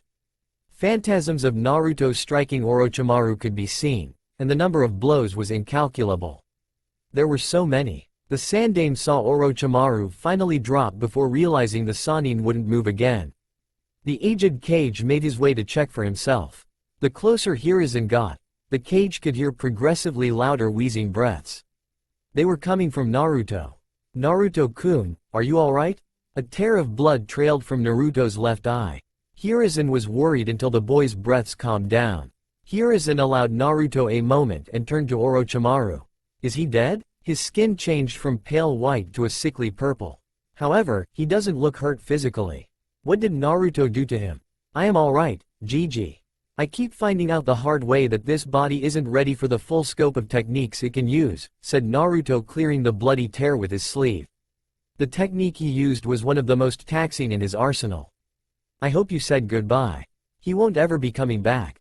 What did you do, my boy? I saw you hit him, but I see no evidence. The Shun Goku Satsu isn't a technique that strikes at one physically. It is a special power of my Rinnegan that allows me to attack one's soul directly. Hiruzen's eyes widened at the explanation. What a dangerous ability. One could fortify their body through rigorous training or medical enhancements. One could strengthen their mind to avoid interrogation and others tinkering with it. There was nothing one could do to ruggedize their souls as far as Hiruzen knew. Naruto's technique was unquestionably a surefire kill. All the strikes I saw then? Was me battering Orochimaru's soul until it could take no more, confirmed Naruto, looking down at the motionless Sannin. The discoloration of his skin is a byproduct of the soul no longer housing the body. I destroyed his soul entirely, and that's the last anyone will hear of him. This life or the one after. Orochimaru was gone entirely? There wasn't going to be an afterlife for him? Hiruzen wanted to say that was harsh, but he couldn't. He knew what his ex-student had become, what he had done. If anything, that was too easy a punishment. Orochimaru could have burned in hell if it were up to most of the shinobi world. I saw some of his subordinates' memories. That was a very vile man, Gigi. I would have read his mind, but I don't want to know of all the things he did. I'm sure they were disgusting. Naruto's Tengu made its way to its summoner. Naruto hopped atop its shoulder before looking at his Hokage. I have some things to handle. I'll be by later to tell you what happened to me.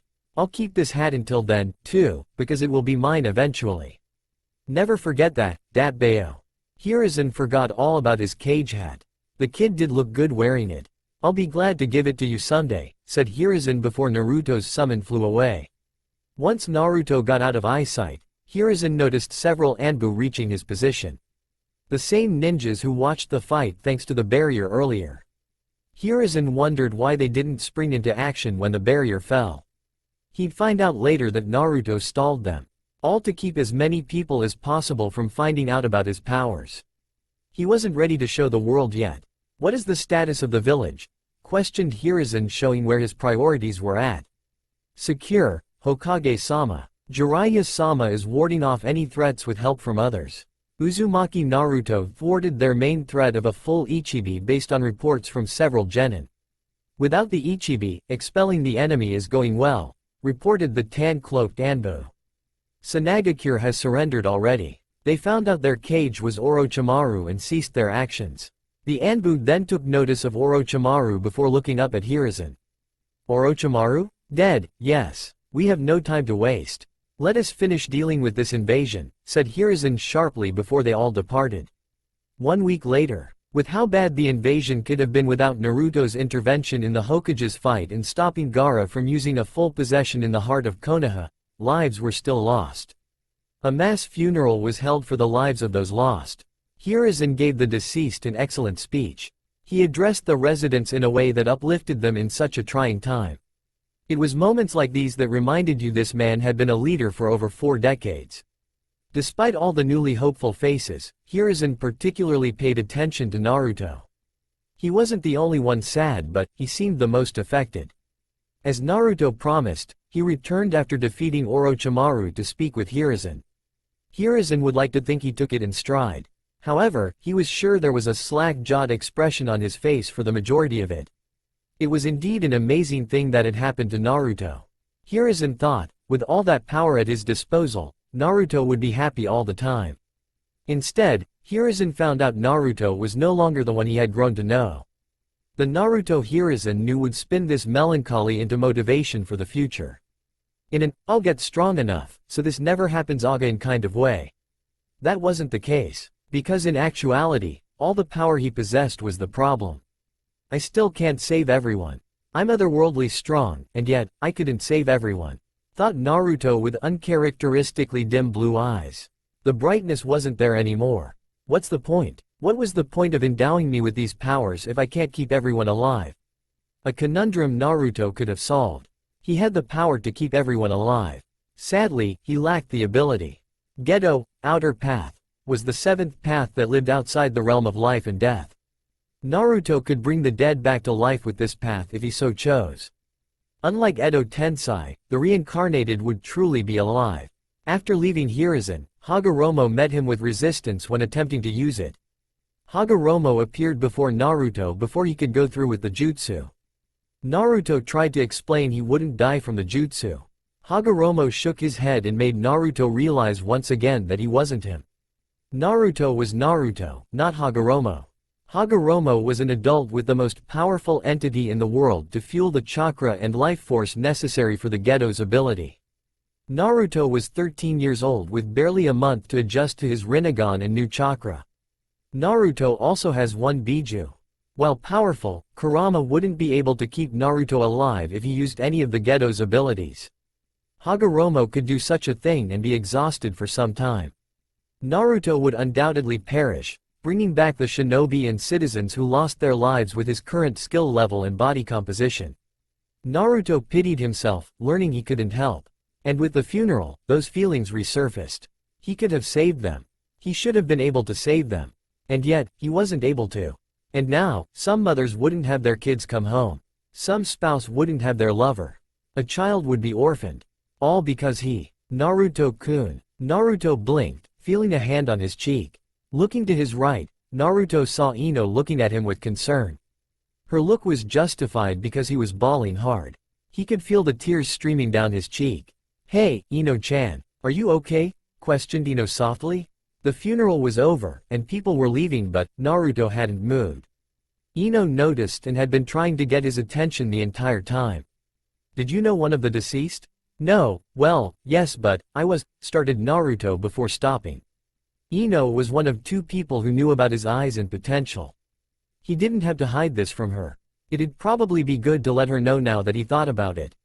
"I could have saved them. You shouldn't think like that. I know you're strong now, but you can't do everything," said Ino, trying to lighten the mood. Naruto shook his head before transporting them to the Hokage monument. Ino saw Naruto's Rinnegan glowering at her before noticing their new location. "I know about your Rinnegan. A lot of abilities and blah blah blah. Still, you're strong, Naruto-kun, not omnipresent. Do you remember the 6 paths I showed you?" Ino nodded before Naruto held up 7 fingers. "There's a 7th path, Geto, outer path, and it allows me several abilities. One being reviving the dead," said Naruto, getting Ino's eyes to widen. "I can revive anyone, be it right after their passing or decades and decades since. It's more strenuous the longer they've been dead and dependent on the revived person's strength. I can bring back a singular person. I could also bring back everyone who died during the invasion. Ino looked at Naruto in another light. It was hit after hit with this guy. Naruto could revive the dead. Now that she thought about it, there had to be a cost for such a technique. And he practically said it. There has to be a drawback, said Ino, noticing Naruto's Rinnegan. It was missing 3 tomo. When you mean strenuous, does that mean you could, well, you know. Yes, I could potentially kill myself. Naruto found no reason to hide such a thing. He didn't want to lie to Ino. The look he got brought a smile to his face. She does look like Hagoromo's lover. She used to stare at him the same way for the things he would say. It's crazy the similarities. Naruto wrapped Ino up in a hug before she could lay into him. I know, now at least. Ironically, I was forced to realize it when I was tempted by the man who gave me this power. Time is the most dangerous aspect. Time? Questioned Ino with her head settled comfortably on Naruto's shoulder. Her comfort was weird because wasn't Naruto shorter than her? When did he get taller than me? He grew several inches taller than me in just a month. The longer the length of time since the revived's death, the life force required exponentiates. The strength of one is a factor, but time is the decider in how difficult it'd be on me to bring someone back, said Naruto informatively to Ino. She nodded into his shoulder, getting him to continue. If someone dies immediately, their soul is usually stuck within limbo for a moment. If there, it's much easier to grab. As time passes, the soul moves further and further away, which makes it much harder to reach and bring back. Since the invasion just happened, you could have revived everyone, no problem? Yes, bringing them back wouldn't have killed me if I was more adjusted to my new powers. I'd be drained and likely bedridden for some time afterward, but not dead. This information put Ino at ease. She didn't like the idea of Naruto dying. They weren't friends, but he was her best friend's teammate, they graduated together, and she knew all the great things he could do for Konoha. Maybe even the world. That Rinnegan of his was amazing. And speaking of Rinnegan, what happened to your Rinnegan? Your Rinnegan. It has 6 tomo. It had 9 a week ago. Oh, I destroyed Orochimaru's soul, said Naruto, feeling Ino nod slowly into his shoulder again. The girl was comfortable. She barely reacted to him speaking about destroying a soul. It takes a lot out of me to do such a thing. It weakens my eyes and vitality for a spell. I'll be back to normal with enough rest. Hey, Ino-chan. You're drooling on my shoulder, said Naruto, getting Ino to pick her head up in embarrassment. She discovered she hadn't been drooling at all. She glared at Naruto and got a cheeky smile in return. Oh, it's getting to be too easy. When will this end? Questioned Ino, placing her head back on Naruto's shoulder. He was really warm, and this was highly comfortable for some reason. It felt more right than it should have been. This could be addicting if I liked Naruto-kun. Too bad he has blonde hair, not black. We could have been a thing. Thought Ino, reveling in the hug from the Jinchuriki. Hinata would lose her mind if she were me right now. Well, it'll probably end soon.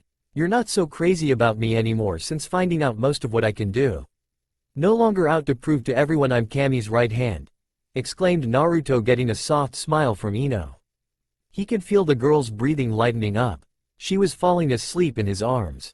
So, you know, I have to take what I can. I'm going to get you back for all this. And don't worry, I'm still exposing you someday soon. Hey, good luck. With that said, Naruto looked down to see Ino asleep. Stalking him for the past month had finally caught up to her. One teleportation and Naruto stood in Ino's room. He gently tucked the sleeping girl into bed before smiling again at her.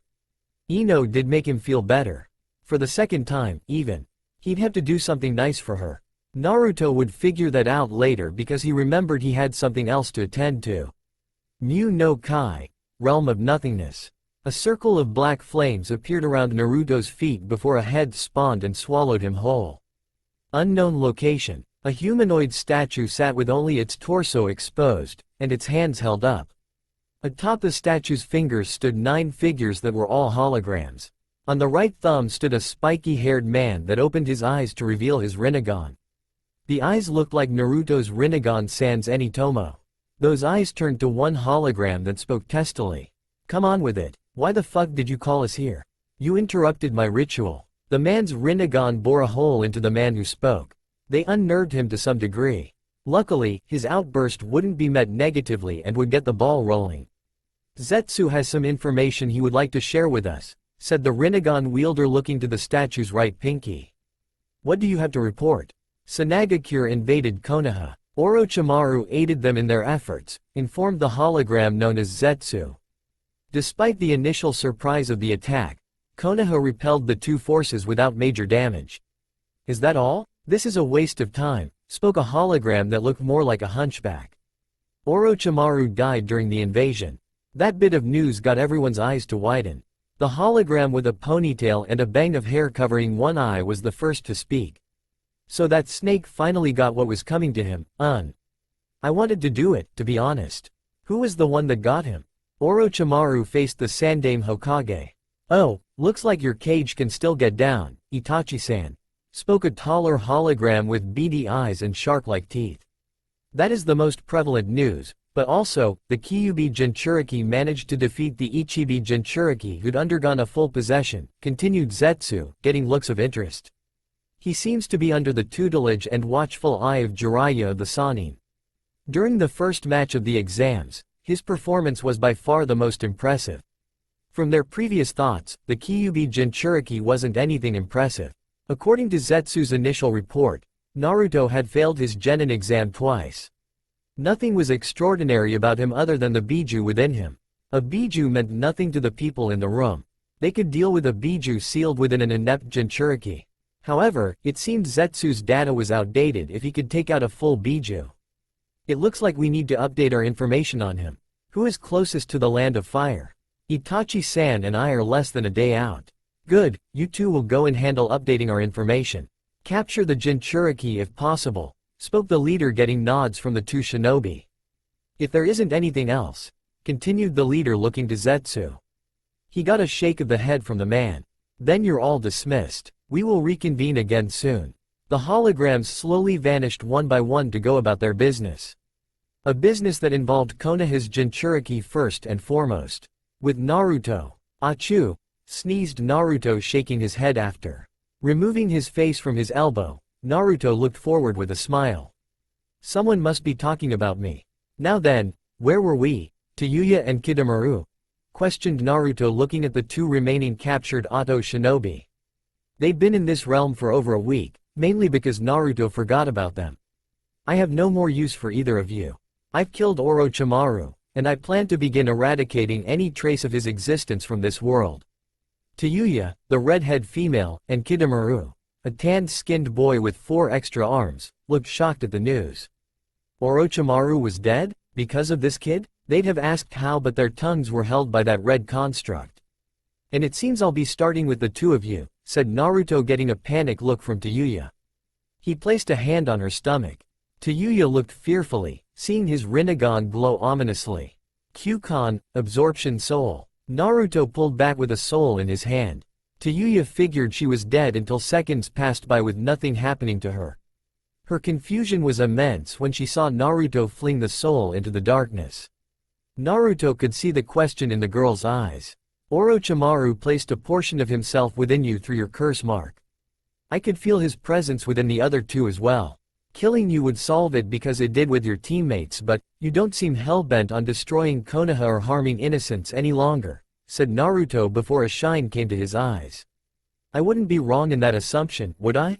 Tayuya shook her head. Naruto closed his eyes before hearing her drop to the floor.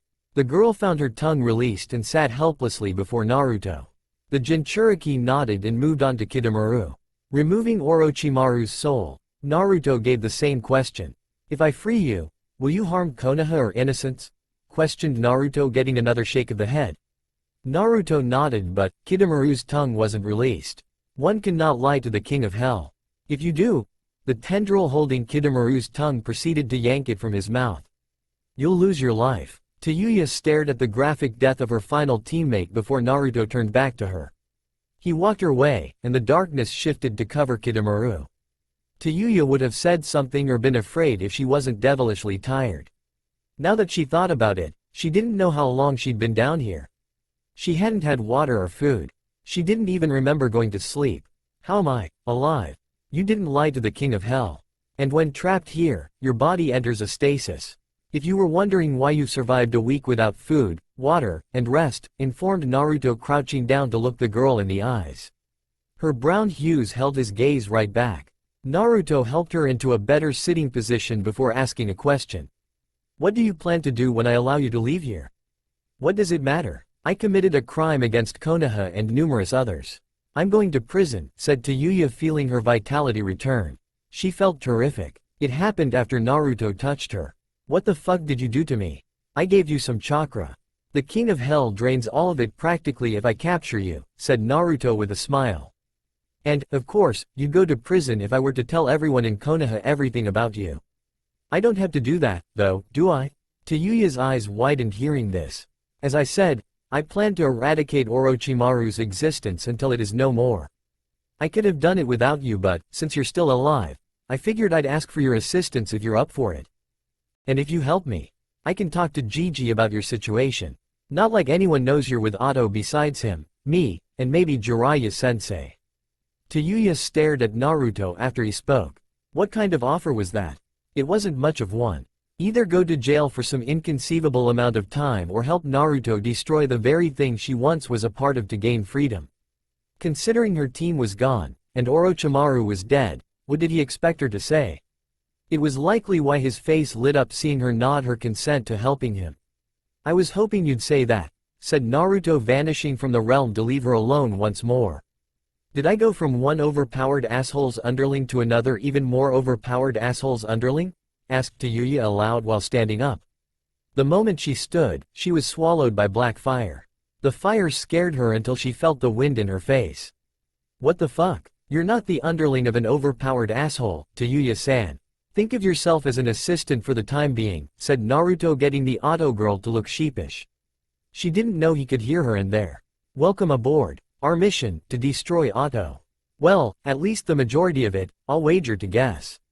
Tayuya couldn't explain the feeling.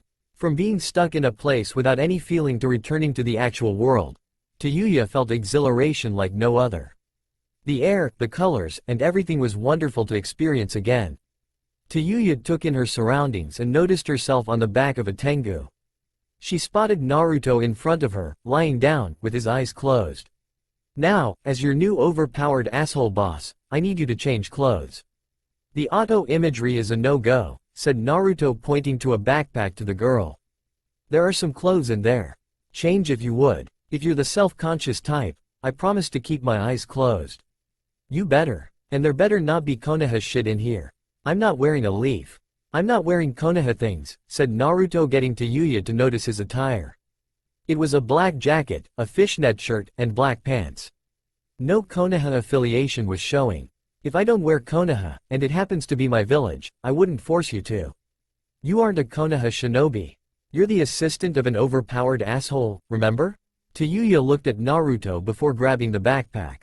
Opening the bag, Tayuya looked at the clothes and shrugged.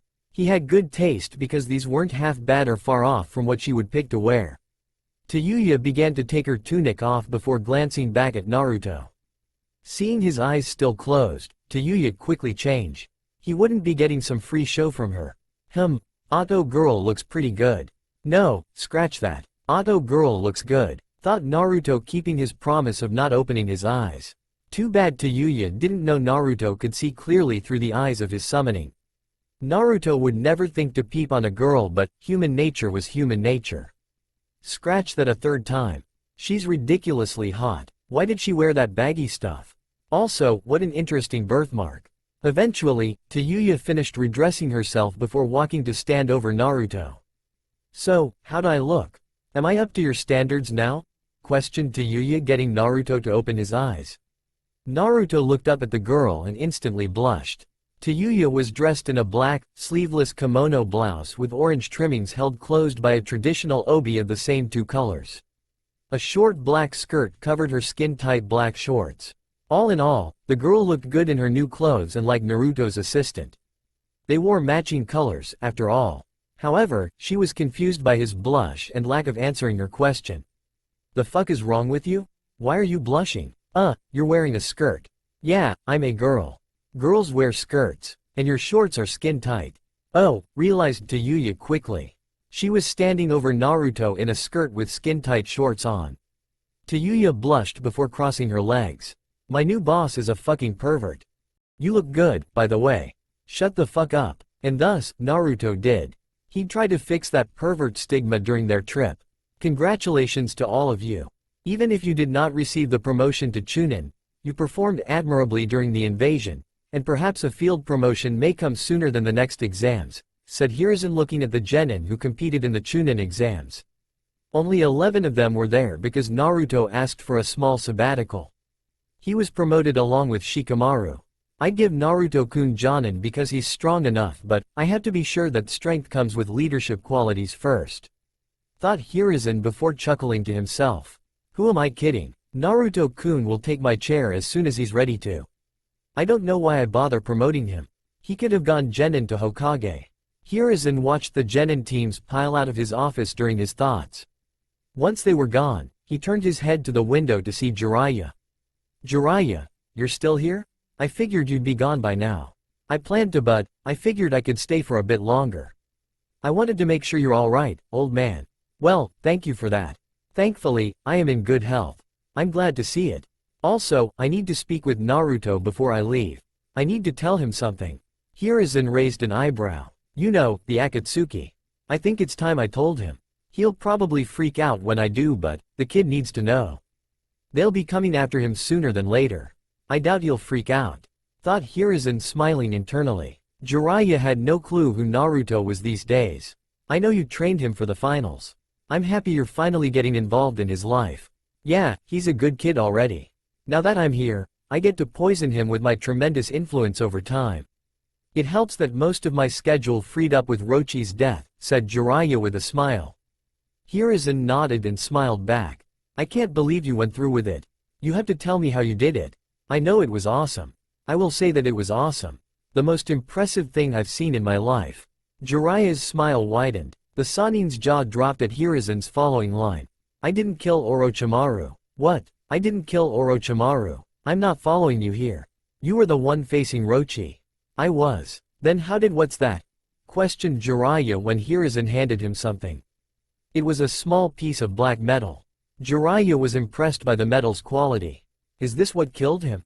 Its owner did. Funneled chakra through it, said Hiruzen getting a shrug from Jiraiya.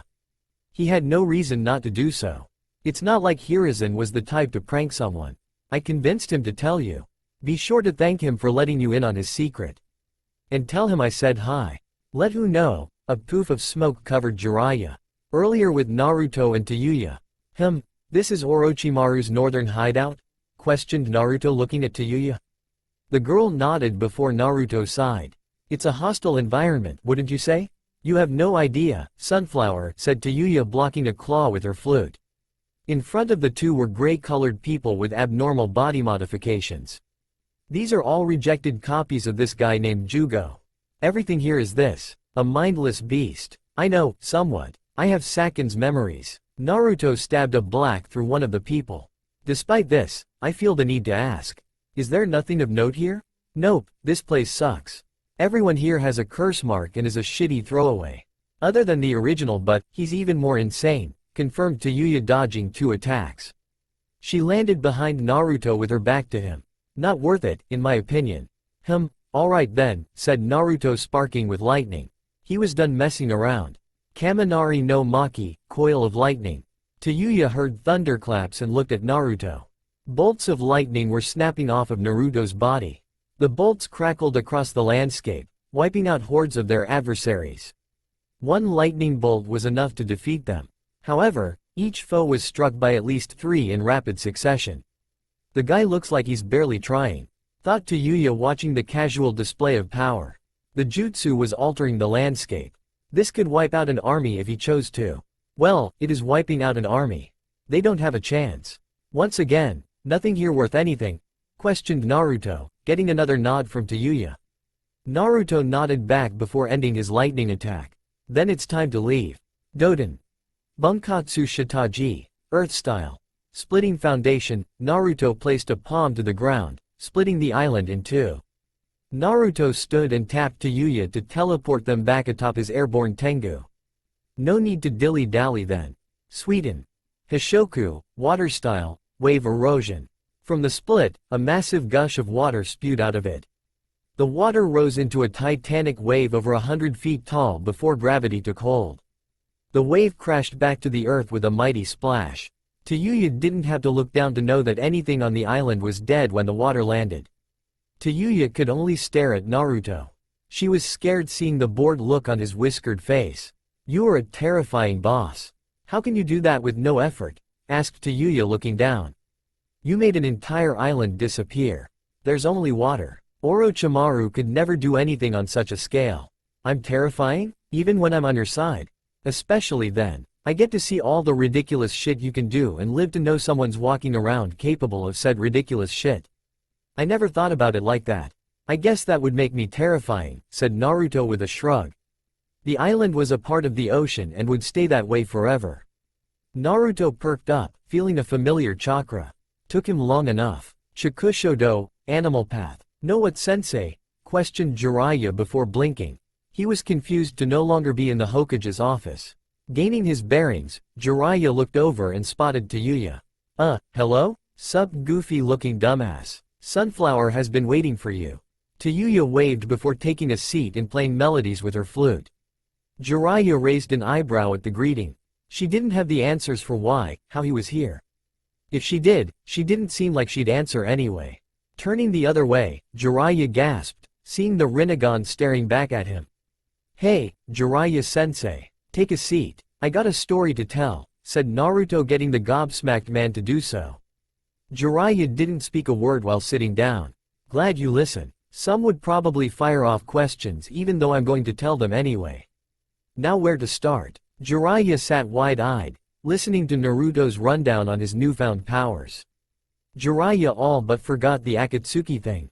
A few days later. "So, this is what Akatsuki can do. This is only Uchiha Itachi. And the others are roughly equivalent," informed Jiraiya, answering Naruto's question. The two stood in the hospital overlooking two bedridden shinobi. Hitaki Kakashi and Uchiha Sasuke laid comatose. "He's your teammate's older brother who wiped out the entire Uchiha clan in one night." "Yeah, Kakashi-sensei and Sasuke kind of told me. And this guy is after me? Him and at least 6 more. All of whom are on par with one another." "Well, that's fun," said Naruto with a sigh. He kept looking at Kakashi and Sasuke before feeling a stare. Naruto turned and saw Jiraiya giving him an expectant look. "What? Well, aren't you going to fix them or something magically?" said Jiraiya before getting close and pointing at his eyes. "Ya no, Rinnegan magic fix them. It's not magic. And I can't," said Naruto, getting Jiraiya to raise an eyebrow. "I can't do anything. Physically, I could probably help, but this is mental. I can't fix that. Yet? Sure, let's go with that," said Naruto sarcastically, looking back at the two. "Is this why Gigi called us back before we were done? He thought I could help? Pretty much. Kakashi is important to the village. We need him back up as soon as possible," said Jiraiya before turning to Sasuke. "And that's a kid, tortured by his predicament only to get it thrown in his face again by the very one who put him in it," continued Jiraiya before clapping. Since Naruto couldn't help, this only meant one thing. "Road trip time. You were on a road trip, Ero-sensei." "Yeah, yours. This one is mine, so I shall be hyped for it. Especially considering who we're going to get," said Jiraiya, patting Naruto on the head. "You're coming with me. And side note, where did this pervy sensei thing come from? You're my sensei. And you're a pervert. Ero-sensei. Works well. Name one perverted thing I've done in front of you." A nurse walked in before Naruto could answer. Jiraiya looked at her lecherously when she passed him. "Hello, nurse babe in the building. Nice little body she's got. Ero-sensei." Jiraiya looked down at a smirking Naruto. "Oh, come on. That's not even fair, pipsqueak. Wait," started then stopped Jiraiya before noticing something. "Have you grown? When the Rikudo's chakra melded with my chakra network, its Rinnegan magic made my body adapt to the power it now houses." "So, you grew?" "Yes, and growing still." "Neat," replied Jiraiya before turning his attention back to the nurse. She saw him and smiled before walking out.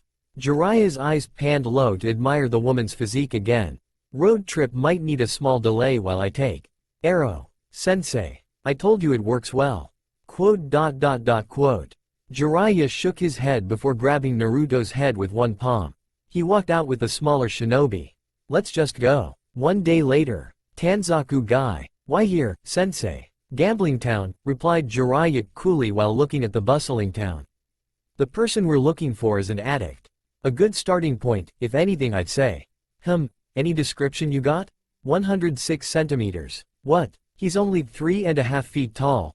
Questioned Naruto, getting a shake of the head from Jiraiya. We're looking for a woman, Gaki. And no, 106 centimeters, said Jiraiya with a lecherous grin. He brought his hands up like he was cupping an imaginary chest. 106 centimeters. No way. You're lying, said Naruto with rosy cheeks. She was my teammate. If anyone knows, it is me. Teammate? Like the third Sannin? Yep, we're looking for Tsunade Heim. Wow, I might meet all 3 Sannin in the same month, said Naruto with a smile before closing his eyes. She got chakra like you? I'd say more. Hummed Naruto in reply. Naruto's eyes snapped open before he nodded his head. I think I found her. She's here? Maybe. There aren't many people in the world with chakra as strong as yours. And there's one on the other end of this town. Well, let's go say hi then. Sure, said Naruto, eyes flashing to his Rinnegan before they turned back. Jiraiya and Naruto appeared in a booth with 2 women and a pig. Hi. The 2 women freaked out at his being there. Their fright made sense because he wasn't there the instant beforehand. Naruto's eyes panned to one of the woman's chests. Ero-sensei wasn't lying. 106 centimeters. The blonde woman, Tsunade, had a saucer in her hand with sake in it. She looked at Naruto before shrugging. She downed the sake in a quick gulp. Allowing the burn to subside, she opened her brown eyes to the equally confused white-haired man before her. So, Jiraiya, 2 questions. Why are you here? Questioned Tsunade before pointing at Naruto. And who's the kid who can't keep his eyes off my chest? Real subtle entrance, kid, said Jiraiya sheepishly, laughing to hide his nerves. Jiraiya coughed in his hand, seeing the unamused look on Tsunade's face. Guess he needed to get down to business. Hey, Heim, you look as good as ever. Sadly, this isn't a personal visit. Konoha needs your help. Tsunade raised an eyebrow. Konoha needed her help? She could humor this, at least. She still had alcohol to finish anyway, and she couldn't find a reason not to listen. It would probably be a good laugh finding out whatever that bastard of a village wanted from her.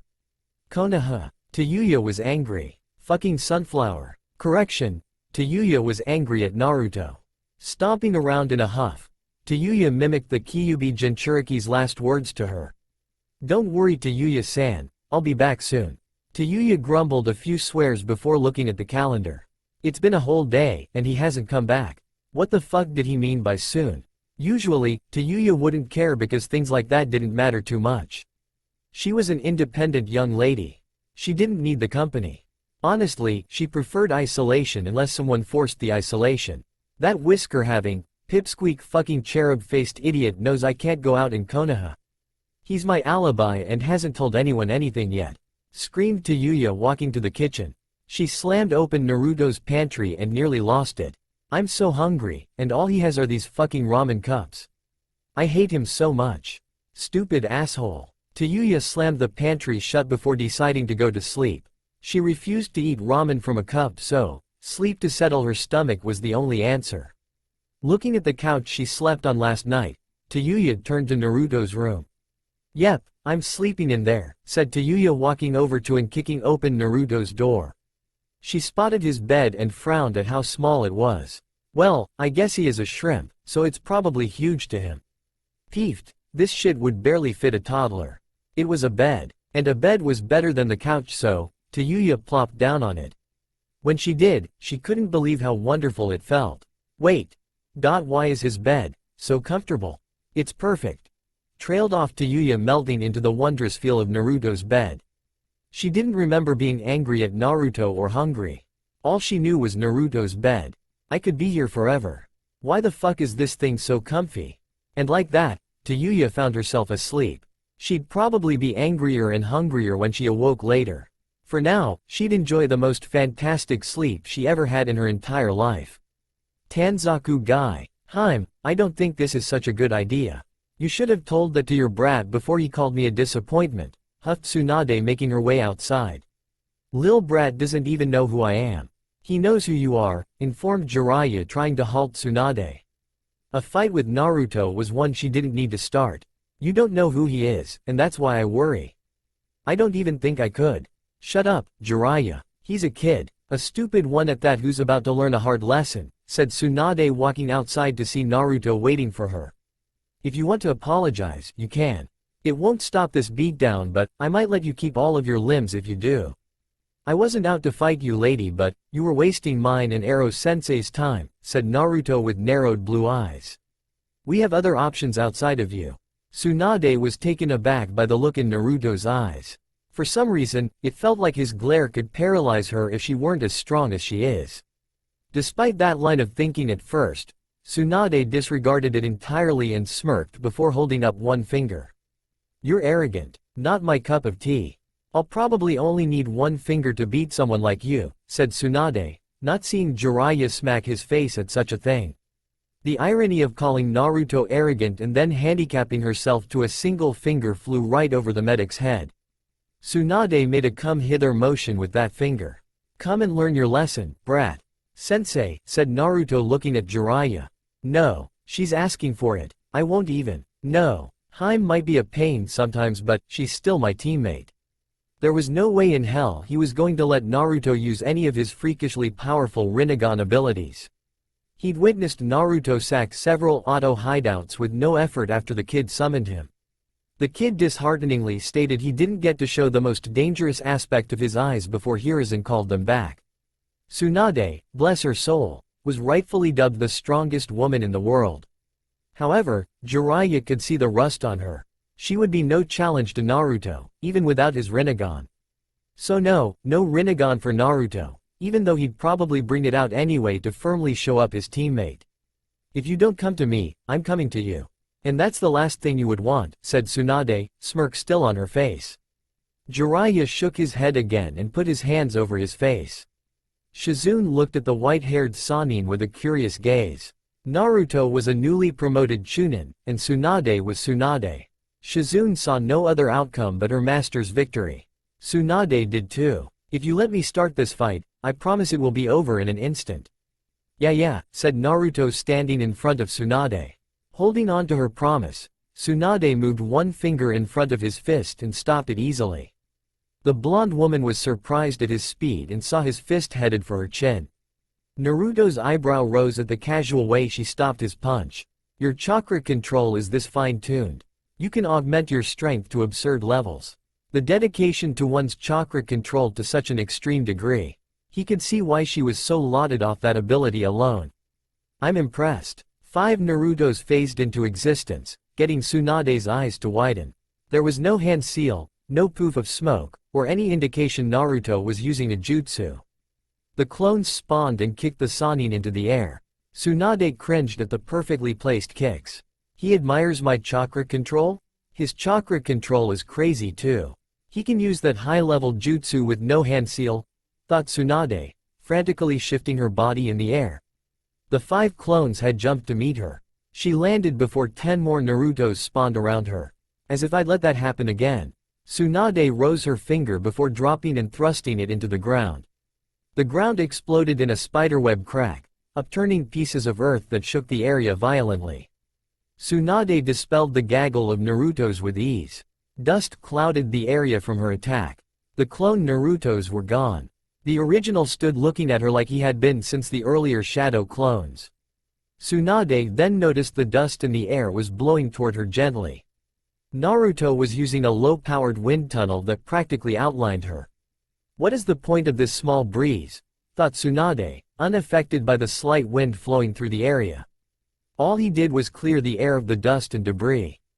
Outside of that, he wasn't doing anything. Wait, is his chest puffed out? Hai no Maki, coil of fire, thought Naruto, exhaling a blast of red-hot fire. Thanks to the wind tunnel he'd created, Naruto's flames were concentrated and kept from spreading out like usual to avoid damaging the buildings lighting the street. He wasn't Tsunade. Naruto refused to do collateral damage when facing someone unless necessary. What the hell is this kid? Thought Tsunade, ducking down and picking up a piece of earth to protect herself. She began to sweat lightly at the heat flowing around the piece of earth that shielded her. The female Sannin felt like she was cooking in a furnace. Someone his age shouldn't be capable of ninjutsu like this. It's over. Tsunade's eyes widened, and she turned to see Naruto there with his arms folded. His fire jutsu still blazed on around them. He was avoiding it thanks to the rock she put up. Tsunade was prepped to defend until she sunk into the ground. Tsunade's legs were in the ground up to her knees before a series of spears rose. The spears stuck her torso in place awkwardly. As I said, there are other ways to help my teammates than you, said Naruto with the same cold eyes he had at the beginning. Arms still crossed, Naruto looked down at the very gifted medic Nen. His eyes softened before he spoke again.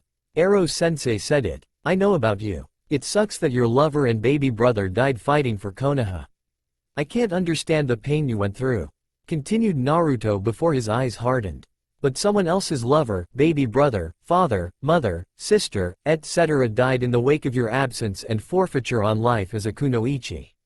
You could have possibly saved them and many more to keep someone else from the same heartbreak you feel. But you didn't and won't. That's why I said you're a disappointment. You could do so much where others can't and wish they could. Tsunade sat wide-eyed and forcibly stuck listening to the words of the Jinchuriki. He was 13, yet speaking like he'd lived a life full of strife. If only she knew that he had, in a sense. Tsunade didn't know, and even if she did, the woman wouldn't care anyway. Her pain was unique to her, and who was he to tell her how to deal with it? This was the reason she was a disappointment to him?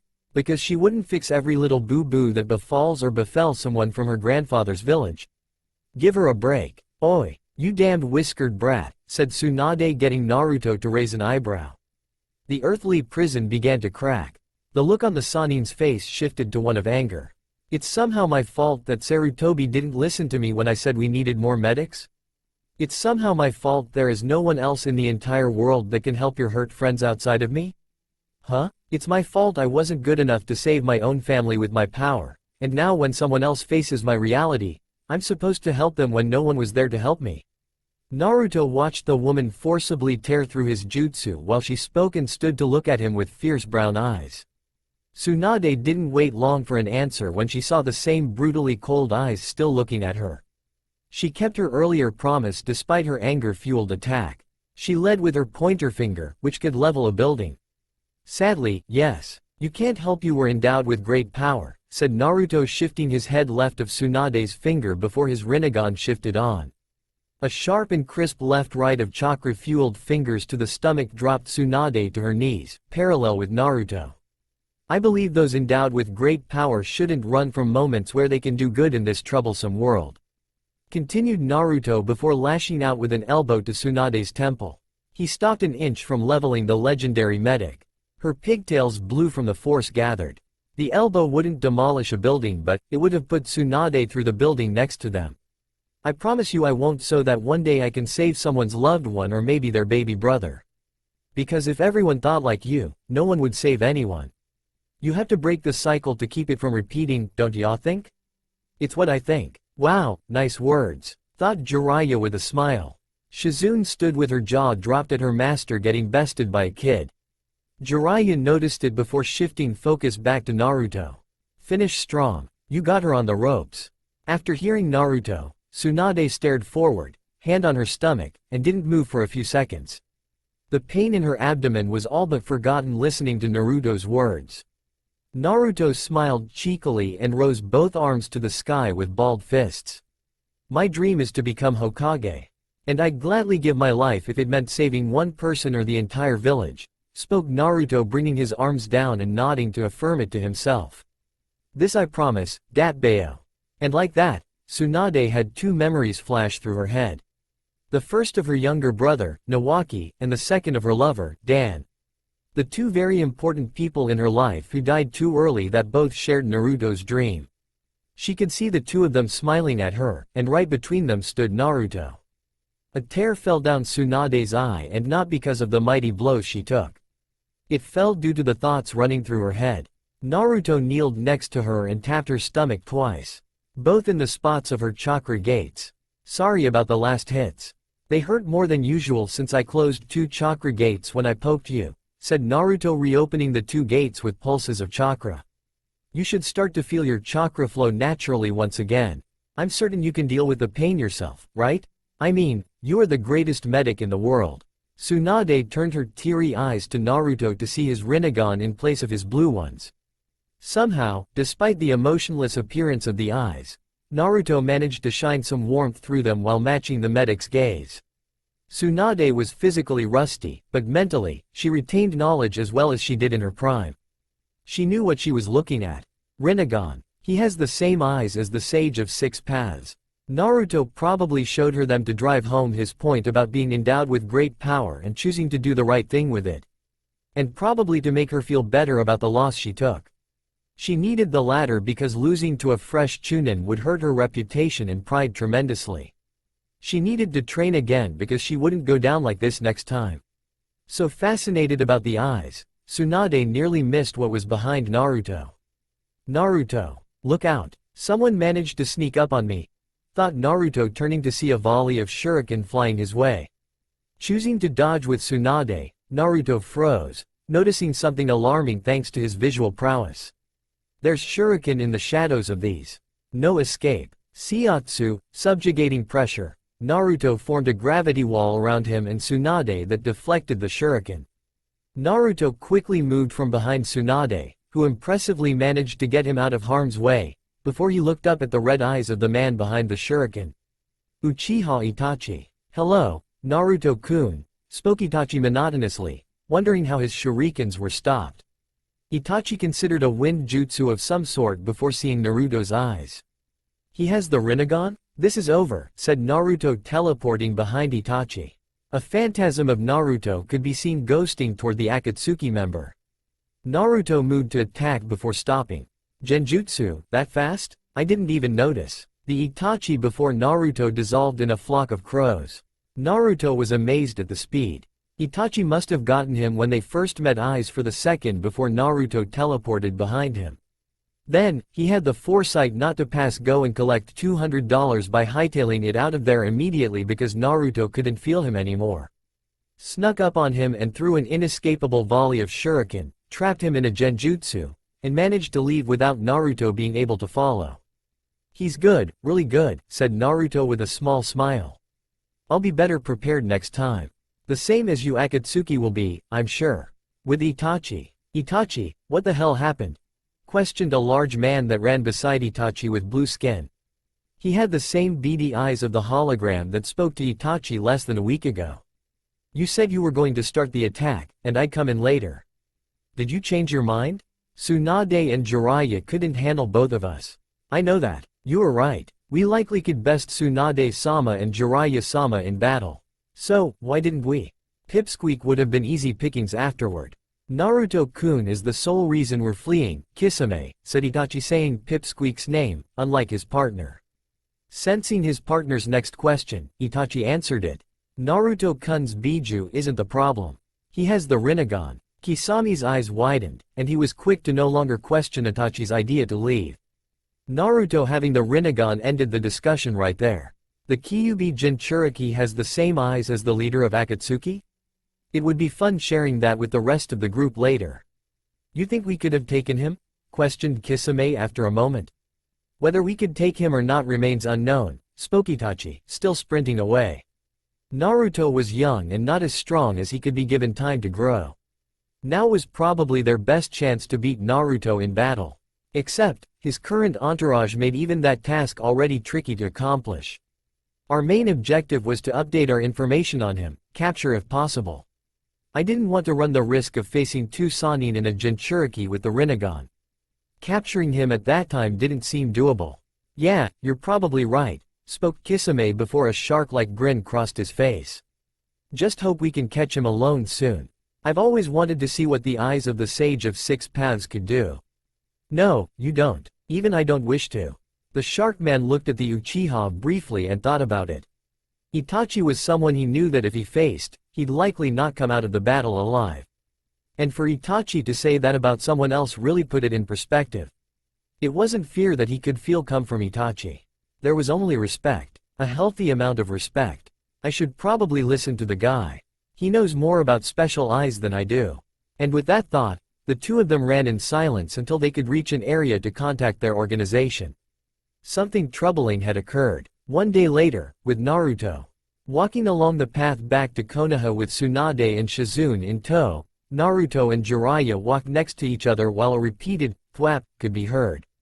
The cause of these thwaps was due to Jiraiya smacking Naruto with a rolled-up newspaper every few yards. Naruto had an angrier look each time Jiraiya hit his head. What did I say? No Rinnegan. And what did you do? Used Rinnegan. Thwap. And guess what happened? Akatsuki saw it. And why is that bad?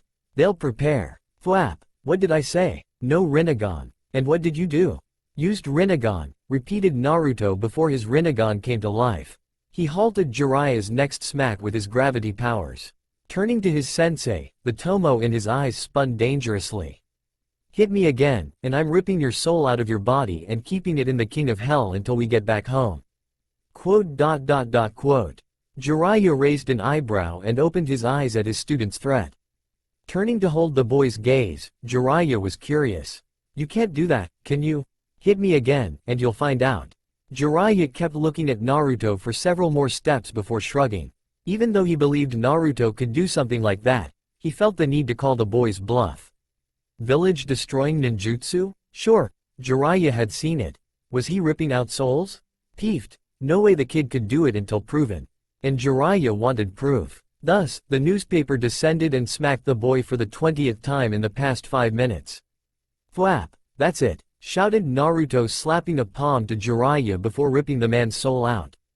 The King of Hell rose beside the angry Jinchuriki before he tossed the soul inside its mouth. Chikushodo, animal path. A ceiling array appeared underneath the falling husk that was Jiraiya's soulless body. A human-sized turtle with the head of a lion appeared and caught Jiraiya's body before beginning to walk toward Konoha.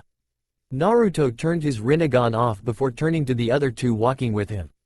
So, what were we talking about before Ero-sensei did that? Oh yeah, your pet pig's name is Tauntaun. How did you all come up with her name?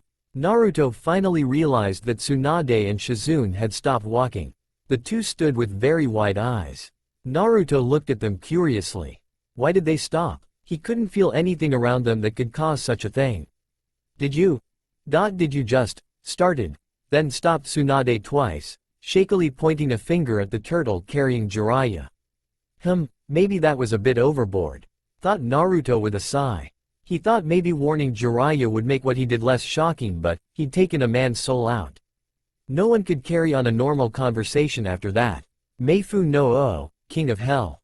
The head of Hell's king rose once more before it looked at the husk of Jiraiya and spat his soul back in his body. Jiraiya awoke with a jolt before the King of Hell descended again, and Naruto sighed. I shouldn't abuse my powers. I'm sorry. Jiraiya was touching his body to make sure he was alive. He felt like he'd died for eternity but no time at all. It was a weird way to explain it. He felt he'd been gone forever and somehow knew he hadn't been gone long at all. Jiraiya turned his eyes to the lion turtle he was riding on, then to the two wide-eyed medics that had been walking with them, and lastly landed on his student who stared at him with a "sorry" written on his face. Jiraiya coughed before standing and walking over to Naruto. Kid, you're amazing, you know that? Seriously, that's the craziest thing I've ever felt or seen, spoke Jiraiya earnestly, standing in front of Naruto, getting the chunin to beam at the compliment. The man smiled too before smacking him once more with his rolled-up newspaper. After destroying a few trees, the smack sent his young charge out of sight. You ever rip my soul out again, I'll kick your little ass. Ya hear me, brat? Naruto's summoning growled before launching a blast of some red substance at the Sannin. Jiraiya avoided the attack and looked to see that it was red clay. Weird, but Jiraiya didn't care. His hair grew before wrapping up the turtle-lion hybrid. Crunching it, the animal snarled before dispelling. Jiraiya's hair returned to normal before the forest exploded. Stop hitting me with that newspaper, shouted Naruto in a 20-foot circumference of bare land, having used his gravity powers to clear a path. His Rinnegan's tomo were spinning dangerously. I've already beaten 2 of you 3. It was only a matter of time I faced the 3rd Sannin. Bring it on. Rinnegan or not, you're still decades too early to beat me. Tsunade and Shizune stood out of harm's way while the student and teacher had a go at it. Jiraiya was losing because Naruto was too strong even in their half-hearted fight. The Toad Sage's will was strong. He continued getting in smacks atop Naruto's head with his newspaper anytime he could. Naruto hit him with a different element each time he managed to do so. It was simply marveling what Naruto could do, but, in this pissing contest, it only served to bore Tsunade and Shizune. "I'm not healing you if you're hurt too badly," informed Tsunade while Shizune nodded to confirm she felt the same way. "Huh, you'll have to heal up like normal after this ass whipping," shouted Jiraiya, smacking Naruto again during the break. "I was talking about you, idiot," said Tsunade, watching Jiraiya dodge a fireball before jumping at Naruto and grappling with him.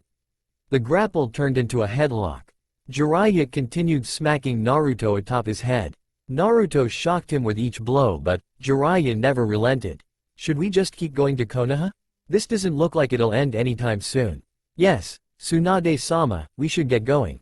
We might void Hokage-sama's payment if the two we are supposed to help come to before we get there," replied Shizune, shaking her head at the two's fighting. "Only an hour out from Konoha too. Boys will be boys." And with that, the two medics walked past the scuffle and continued on their way to the Leaf Village. Jiraiya and Naruto's fight ended once the two were out of sight. Jiraiya, horribly singed and roughed up, held up Naruto, sporting only a knot on the back of his head from the newspaper. It seems like they forgot about the whole soul-ripping thing." "Yeah, that's good, at least. Would have sucked to explain," said Naruto, getting set down by Jiraiya. "They'll still probably ask. I'd rather answer in Konoha and not still on this road. I miss my bed. More importantly, Kakashi-sensei and Sasuke need their help." "Agreed," nodded Jiraiya before looking back at Naruto. "Anyway, you can send me back in that thing. No ass whipping will come. I saw a war babe I beat and killed that gave me the look. I'd like to see what that was about if you catch my drift." "What? Send me back to that hell thingy?" "I know you heard me." "I did. I hoped you were just kidding," informed Naruto before seeing Jiraiya was dead serious. He willingly wanted to go to hell? Something was wrong with his sensei. "No, why would you want to go back there? It's purgatory. I just told you why, dumbass." "Warbabe was giving me the lewd K," repeated Jiraiya, getting Naruto to frown and shake his head no. Jiraiya dropped his shoulders in defeat. He wouldn't get to see the beauty once more. The Sannin looked at the newspaper in his hand and then at the knot on Naruto's head. A sly grin grew on the man's face. He cocked back once more. Flap, that's it. And thus, Jiraiya was once again sent to hell by his young charge.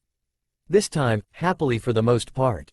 Naruto grumbled lowly to himself and carried the soulless body of the Sannin back to Konoha.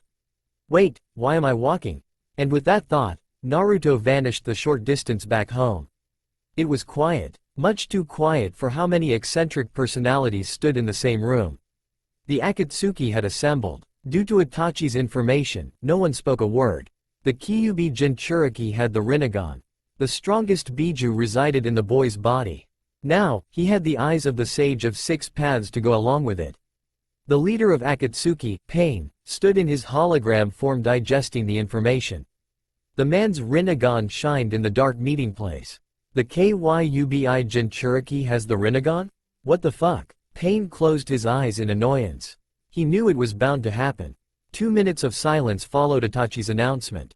It was only a matter of time until someone verbally panicked about the troubling news. And it was troubling news.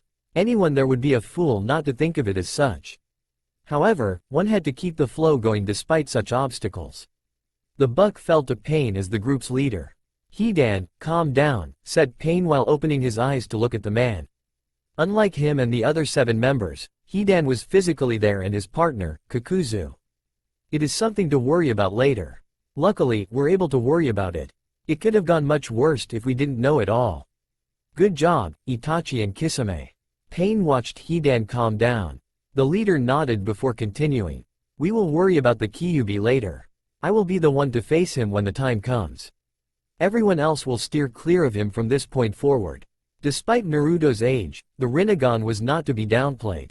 It was why everyone respected Pain. He knew that Naruto was easily as strong as he was at that age. However, Naruto contained the Kyuubi. Terrifying, but Pain would handle the Jinchuriki. He was likely the only one who could. "For now, we will seal the Nanabi." The group nodded and got prepared. An unconscious girl was lying on the floor in the midst of them. She was the first Jinchuriki they'd caught. 1 down, 8 to go. Konoha. Sarutobi Herzuan sat at his desk rummaging through document after document. The tedious paperwork he'd done for the better part of his adult life. Being Hokage didn't make him the leader of Konoha's shinobi only. No, he was the overseer of all that sat within Konoha's walls. It was weird to think about, but he was practically a benevolent dictator. The buck stopped at him as far as Konoha things were concerned. Because of this, his shinobi brought most matters to him directly. "Hi, Naruto-kun." Arriving in an instant, Naruto smiled at the older man. "You figured out how my teleportation works? You showed it to me a few times. It wasn't that hard to break down," said the Kage with a smile. He put down his pen to look at his favorite shinobi. The Kage rose an eyebrow seeing Jiraiya on the younger shinobi's back. "I may be worrying for no reason, but is Jiraiya dead?" "Oh right, I stole his soul." The King of Hell rose and returned Jiraiya's soul once more. "Aha, what, who, where?" questioned Jiraiya hysterically before noticing where he was. Jiraiya grinned before standing up off of Naruto. "Thanks for the ride, kid." "Whatever," said Naruto before looking at Hiruzen. Seeing the Kage's wide eyes, Naruto sighed. "I'm not explaining this. You tell him what happened since you're the leader anyway. I have my other mission to finish." Hiruzen remembered what Naruto was doing before this whole Akatsuki, search for Tsunade thing. Naruto smiled, seeing Hiruzen's nod. Chikushodo, Animal Path. A ceiling array spawned next to Naruto. A poof of smoke rose a moment later. The wonder of what Naruto summoned was solved before the smoke dissipated. "Damn it, Sunflower. I was sleeping. Stop doing that." "Ah, Tayuya, of course." Tayuya turned when she heard Jiraiya speak. Who better to destroy Oto than one of its shinobi? "Hey, perverted dumbass." Jiraiya frowned at the nickname. The kid picked a pretty one at least. The vulgarity is a little much. Thought Jiraiya watching Tayuya return to berating Naruto. Like his dad, he probably enjoys it. "Kushina was nicer to me." "I missed you too." "I didn't say I missed you, idiot. I don't like you." "You don't mean that. If you did, you'd take out those earrings that allow me to summon you," said Naruto tapping Tayuya's shoulder chidingly. She growled before Naruto turned to Hiruzen. "Ero-sensei will fill you in, Gigi. I'm going to go finish what I started before they try to scatter too far." Naruto looked back at Tayuya again. She was wearing sleepwear. She looked hot, but her clothes weren't battle attire. "We'll leave after my travel buddy gets dressed. I can't have her fighting and risk." "Ah." Naruto cringed, hearing the shout in his mind. His sudden movement alerted the three surrounding him. Tayuya was the first to ask him what was wrong. At least she would have if Naruto didn't drown the area in killing intent. Tayuya froze when she saw the livid look on Naruto's face. He took a calming breath that made the killing intent disappear. Tayuya exhaled, not realizing she'd been holding her breath, before putting a hand to her chest. "The fuck was that? You gave me a heart attack." Naruto took another calming breath before answering the kunoichi. "Chome is in trouble," said Naruto before building chakra. He clenched his fists angrily. "I'll be back shortly." "Wait, who's Chome?" "The Nanabi." Jiraiya's eyes widened at the admission. Hiruzen and Tayuya were equally as shocked as the Sannin. Could Naruto feel the Seven Tails was in trouble? Well, if the boy needed help, Jiraiya would offer his assistance. Naruto noticed Jiraiya's willingness and shook his head. "The distance is too far. I can't teleport anyone else that length of a distance." 3 Tomo vanished from each eye. A tear of blood ran down his cheek before the Jinchuriki disappeared. "Shunken Ito. Instant transmission," said Naruto reappearing in a cave. Naruto heard gasps the moment he arrived. Naruto looked up to see holograms and 2 men looking at him. A girl was levitating in the air as well. Several ghastly chakra dragons were running through her body. "Chome-chan, I'm here." Naruto mentally saw the Biju screaming in agony. Naruto turned to the only person that mattered at the moment. The man with the same eyes as he. "I'm guessing you're the leader of Akatsuki. Kyuubi Jinchuriki. You've come." The two stared at each other. The tension in the air was thick. Nanabi Jinchuriki mindscape. The feeling was indescribable. There was no way to describe how she felt. If someone forced the Nanabi Jinchuriki to explain what she felt, she'd say, "I don't know. thought the girl, unable to describe what happened to her. It was indescribable. She remembered getting torn apart by two guys in black cloaks with red clouds. And then that feeling came. What happened to me? The Nanabi Jinchuriki was a young girl around 14 years of age. Her short, layered mint green hair had an orange clip that matched her currently closed orange eyes. She wore a short sleeveless white midriff shirt with fishnet armor underneath, long white armlets, and fishnet shorts with a short white apron skirt over it. There was a red, cylindrical object on her back, and overall, her appearance was somewhat worn. Blood, bruises, and cuts littered her body and clothes. I think she's waking up, Chome-chan. The girl's eyes opened at the voice. A boy with blonde hair and a warm expression on his face stood in front of her. Hi, my name is Uzumaki Naruto, chunin shinobi of Konoha. May I have your name? The girl stared blankly at Naruto with a bewildered expression. The lack of response got Naruto to open his eyes. His Rinnegan elicited a gasp from her. Please, please, stay away from me, I don't know what I did, shouted the girl, frantically trying to scramble away. Naruto tilted his head curiously at her. She hurried back until she hit something solid. Nanabi? Hi Fu, spoke the seven-tailed beast. The Nanabi was a giant rhinoceros beetle. Unlike the Ichibi and Kyubi, 6 of its tails were wings. The 7th flowed out of its abdomen like a proper tail. You can trust this boy. He's here to save you and me. Fu's eyes widened before she turned back to Naruto. His warm expression had returned. Fu was cautious but she could be courteous. Her Biju didn't seem wary of the boy before them. My name is Fu. I guess Nanabi already said it. Chome. Chome? The Nanabi. Its name is Chome, said Naruto looking at the Biju. It fluttered its wings happily at him. You were abducted by a group called Akatsuki. They're after the Biju, like Chome-chan, for nefarious purposes, I presume. Naruto offered the girl a hand up while he continued speaking. To do that, they must first extract your Biju from you. This removal would kill you. Fu's eyes widened even further. Was she dead? Or was she dying? She remembered getting taken. No, you're not dead or dying. Well, you're dying but that's not relevant to this Akatsuki situation. Naruto laughed at the random existentialism. Now wasn't the time. Anywho, I got here with plenty of time to spare. You and Chome-chan will be fine, said Naruto with a smile. Fu managed a small smile in return. You're safe and very alive. This makes sense. If I were dead, I wouldn't be able to feel anything, right? I feel my injuries, thought Fu, accepting Naruto's hand up. She found out he was shorter than her by a few centimeters. Somehow, she didn't feel taller. He's so strong. It makes me feel tiny. I'm glad you're awake. It means it's working. What's working? My saving you. Saving me? Questioned Fu, looking around.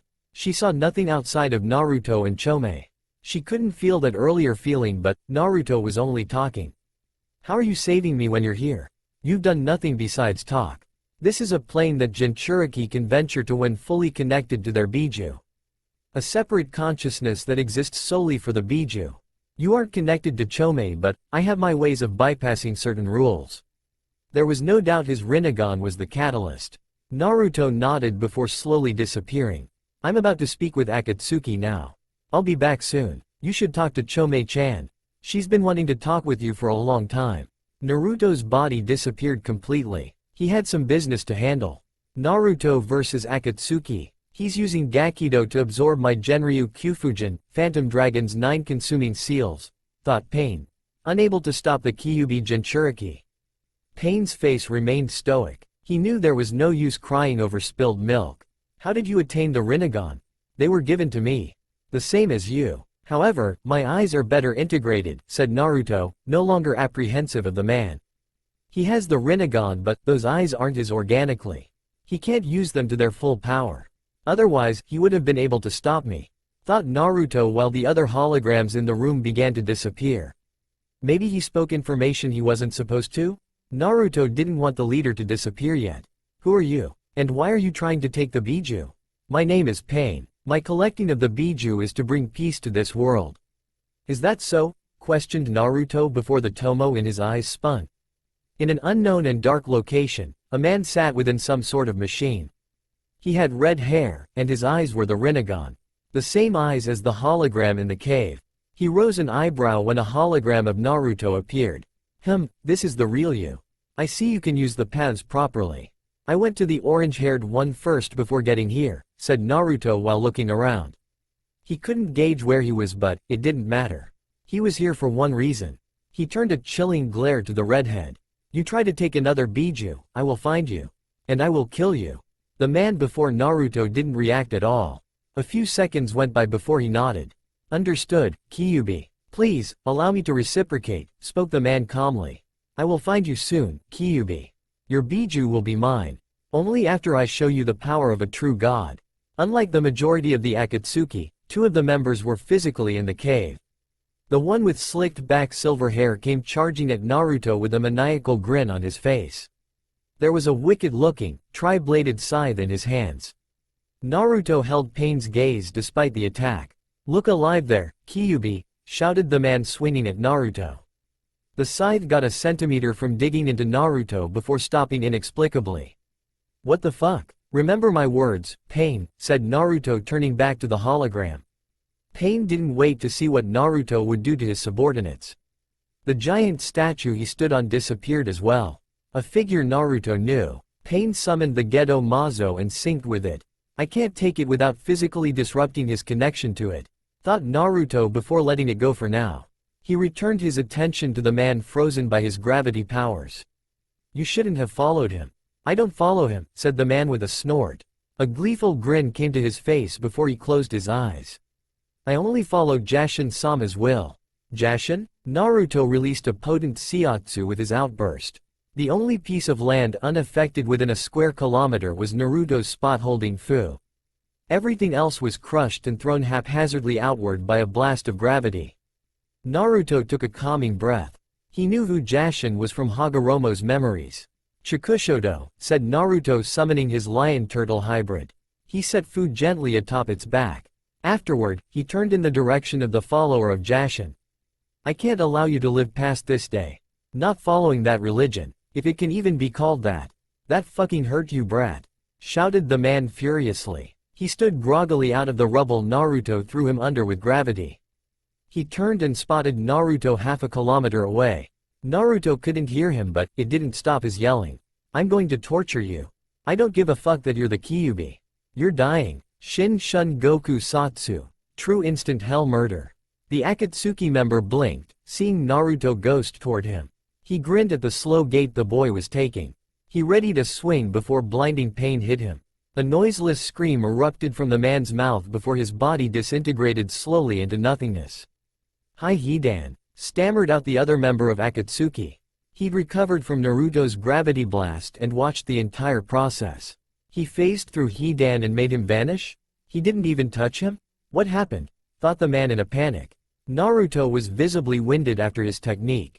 He looked like he could barely stand. I have to take a chance. It might be the only way I survive. Kaden. Zukaku, fire style, intelligent hard work. Futon. Atsugai, wind style, pressure damage. 2 figures, composed of black threads entirely, burst from the back of the man's Akatsuki cloak. One of the figures wore a mask with red markings. The other donned a mask with dark blue markings.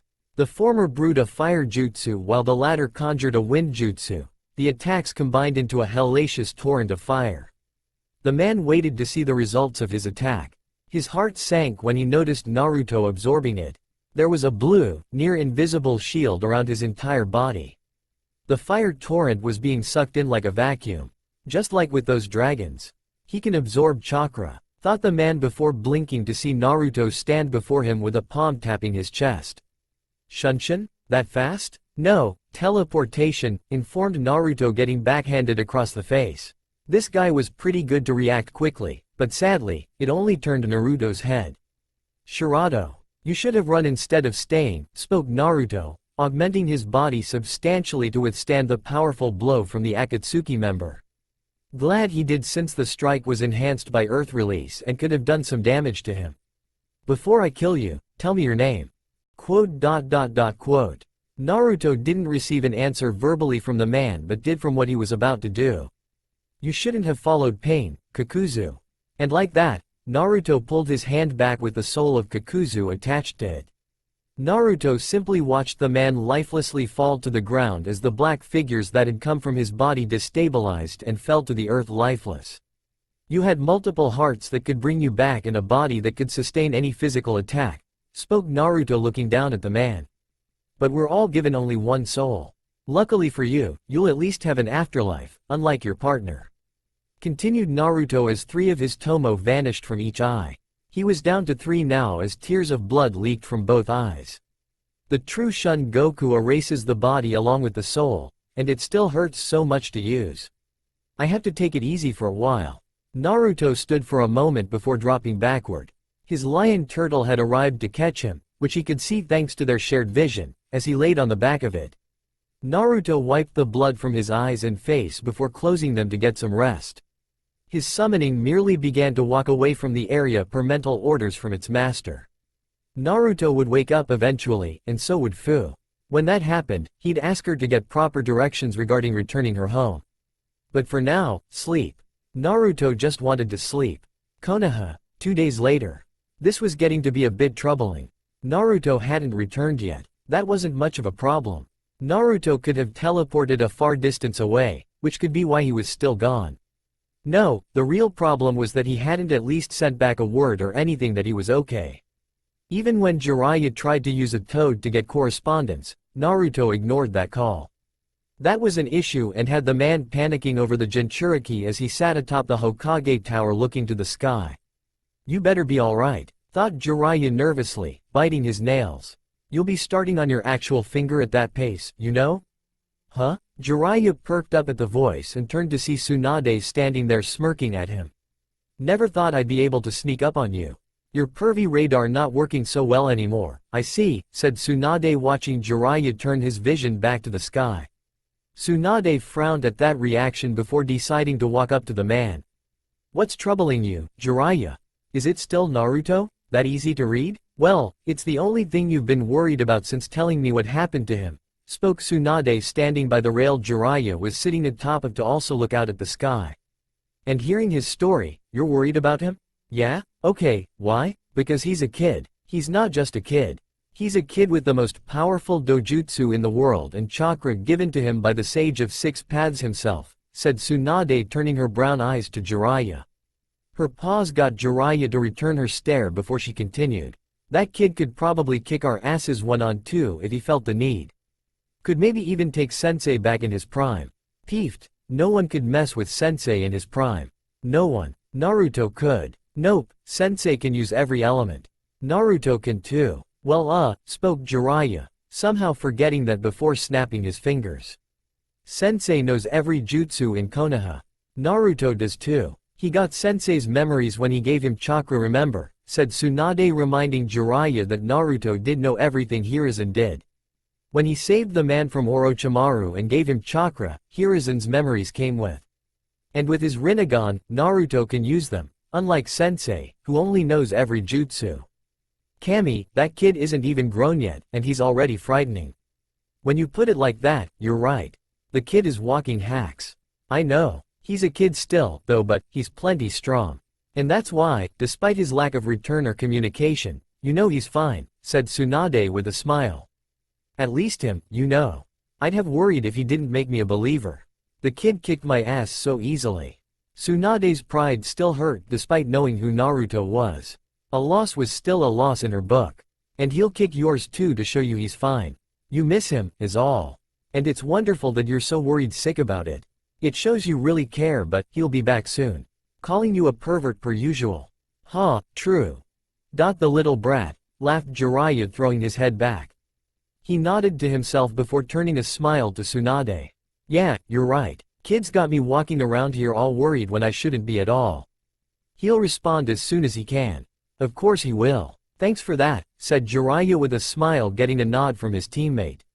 He needed that. He already felt calmer. In the meantime, though, said Jiraiya with a grin sliding on his face. The man's eyes panned down to his teammate's cleavage that was prominently on display as he giggled mischievously. We haven't properly reintroduced ourselves after all these months. What say you and I? Damn pervert, said Tsunade after decking Jiraiya and sending him flying through the air across Konoha. Tsunade was still smiling and shook her head at his antics. At least you're not gonna worry about Naruto as much being unconscious. Continued Tsunade before hearing Naruto's name below. The medic looked and saw a young girl with pale, blonde hair chattering loudly about the boy while rushing into the Hokage's tower. I shouldn't, but I've got nothing better to do until Hiruzen pays me for helping out as shinobi. She seems to know something about Naruto. And with that, Tsunade decided to be nosy. Hokage's office. Hiruzen stood in his office, calmly smoking from his pipe, as he looked out the window to his village below. "Ah, I'll never be tired of this sight," spoke Hiruzen aloud, looking at his peaceful village. A smile came to his face seeing the people pass by before a knock came on his door. "Come in." The door opened, and in stepped a plain-looking woman with round glasses that she pressed back up her nose. "Sandaime-sama, a Yamanaka Ino is here, and she says she has urgent news regarding Uzumaki Naruto." "Naruto-kun? Please, allow her in," spoke Hiruzen as the woman bowed before leaving to get Ino. There hasn't been any word from Naruto since he left for the Nanabi. What could Ino possibly know?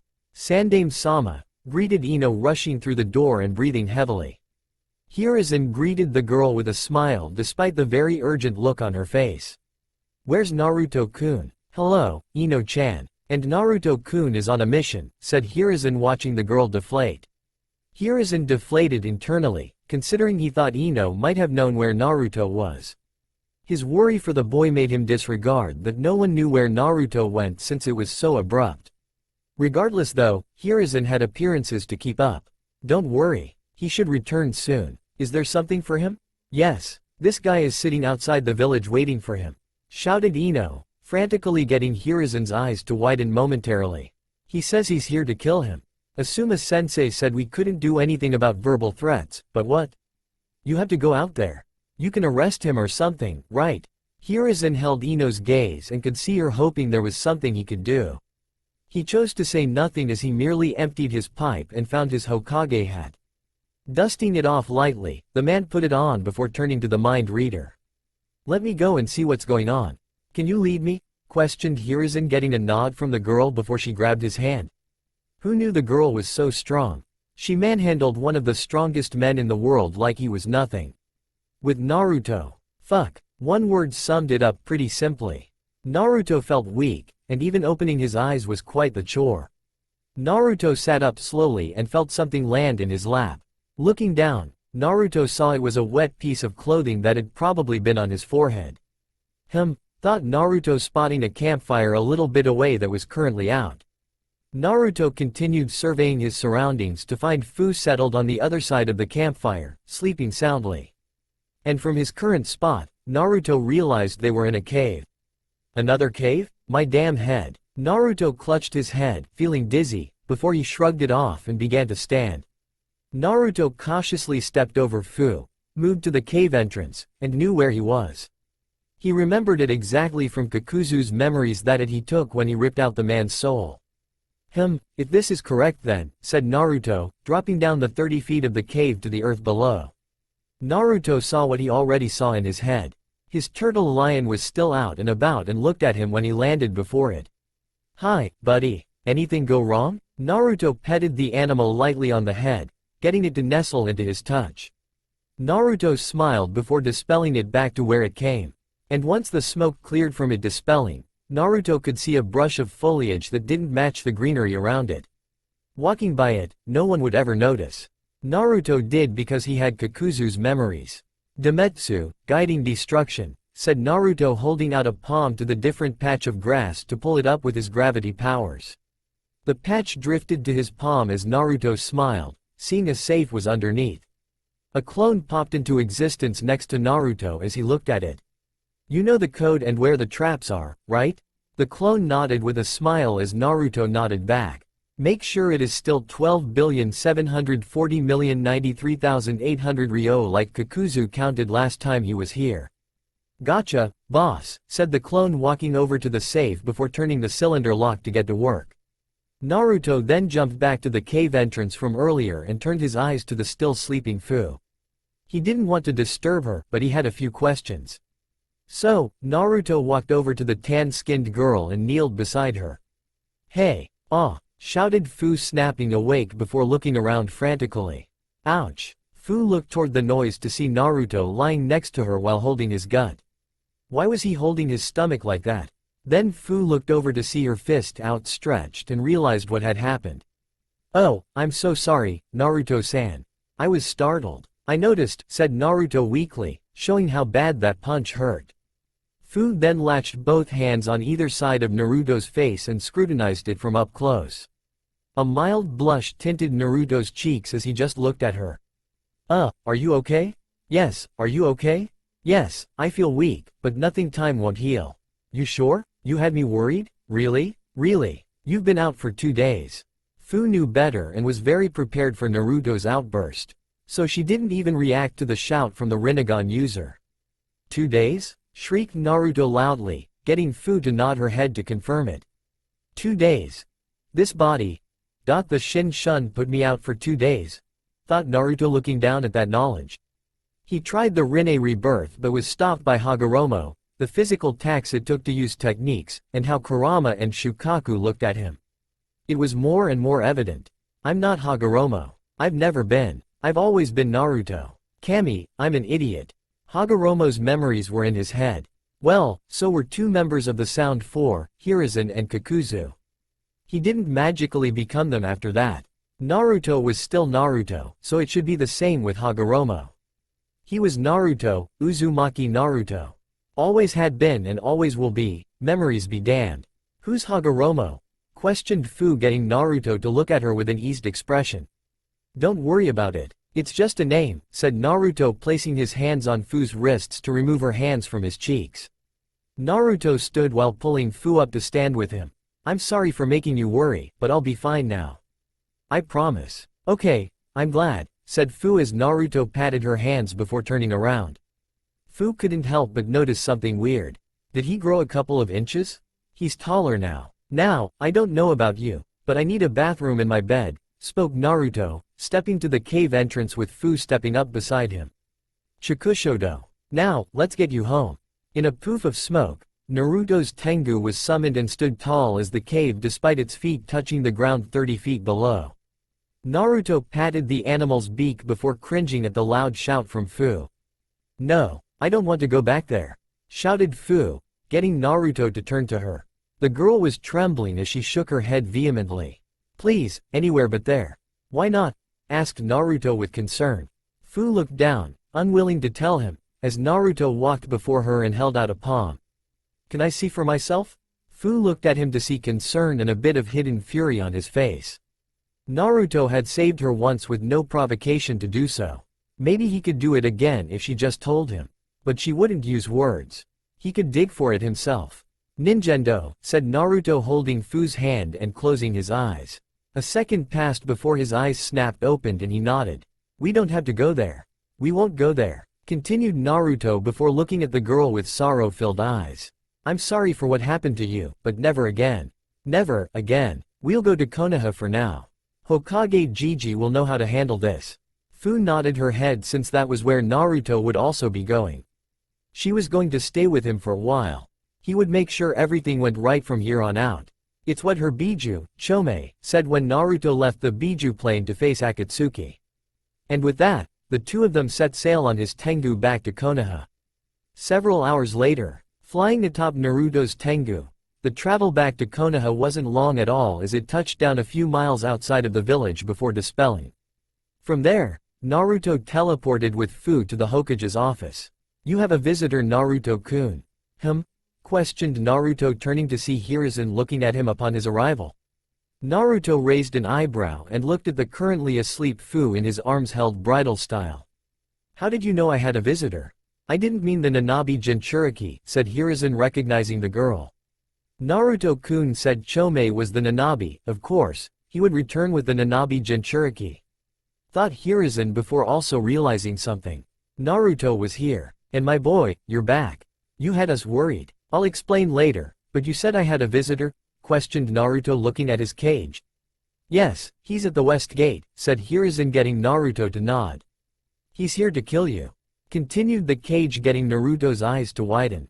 If Naruto's visitor was here to kill him and Hiruzen knew about it, Why was he allowing that person to sit so close to home? It's something you'll have to handle. I was going to, but it's something you should do. Okay, Gigi, also, said Naruto, setting Fu down on the couch in the office. Naruto then turned back to Hiruzen and looked him in the eyes. It's later. A quick Rinnegan stare sent Hiruzen on a trip. Naruto's initial teleport to the cave where Akatsuki was extracting the Biju, halting the process and saving the Jinchuriki girl. Hiruzen could see it all. His threat to the leader of Akatsuki to his face, the fight with the two Akatsuki members, passing out for 2 days, the extreme funds of Kakuzu, and finally the memories the Nanabi Jinchuriki had that were prevalent to her and her home of Takigakure. Wow, said Hiruzen, shook at that sequence of memories that had come all in a second. He shrugged off the drawbacks impressively before looking back at Naruto. Thank you. I'll handle it from here, continued the Cage as he looked at Fu. Especially her. I can't believe Taki would do that. Just give her away because of the threat of 2 men.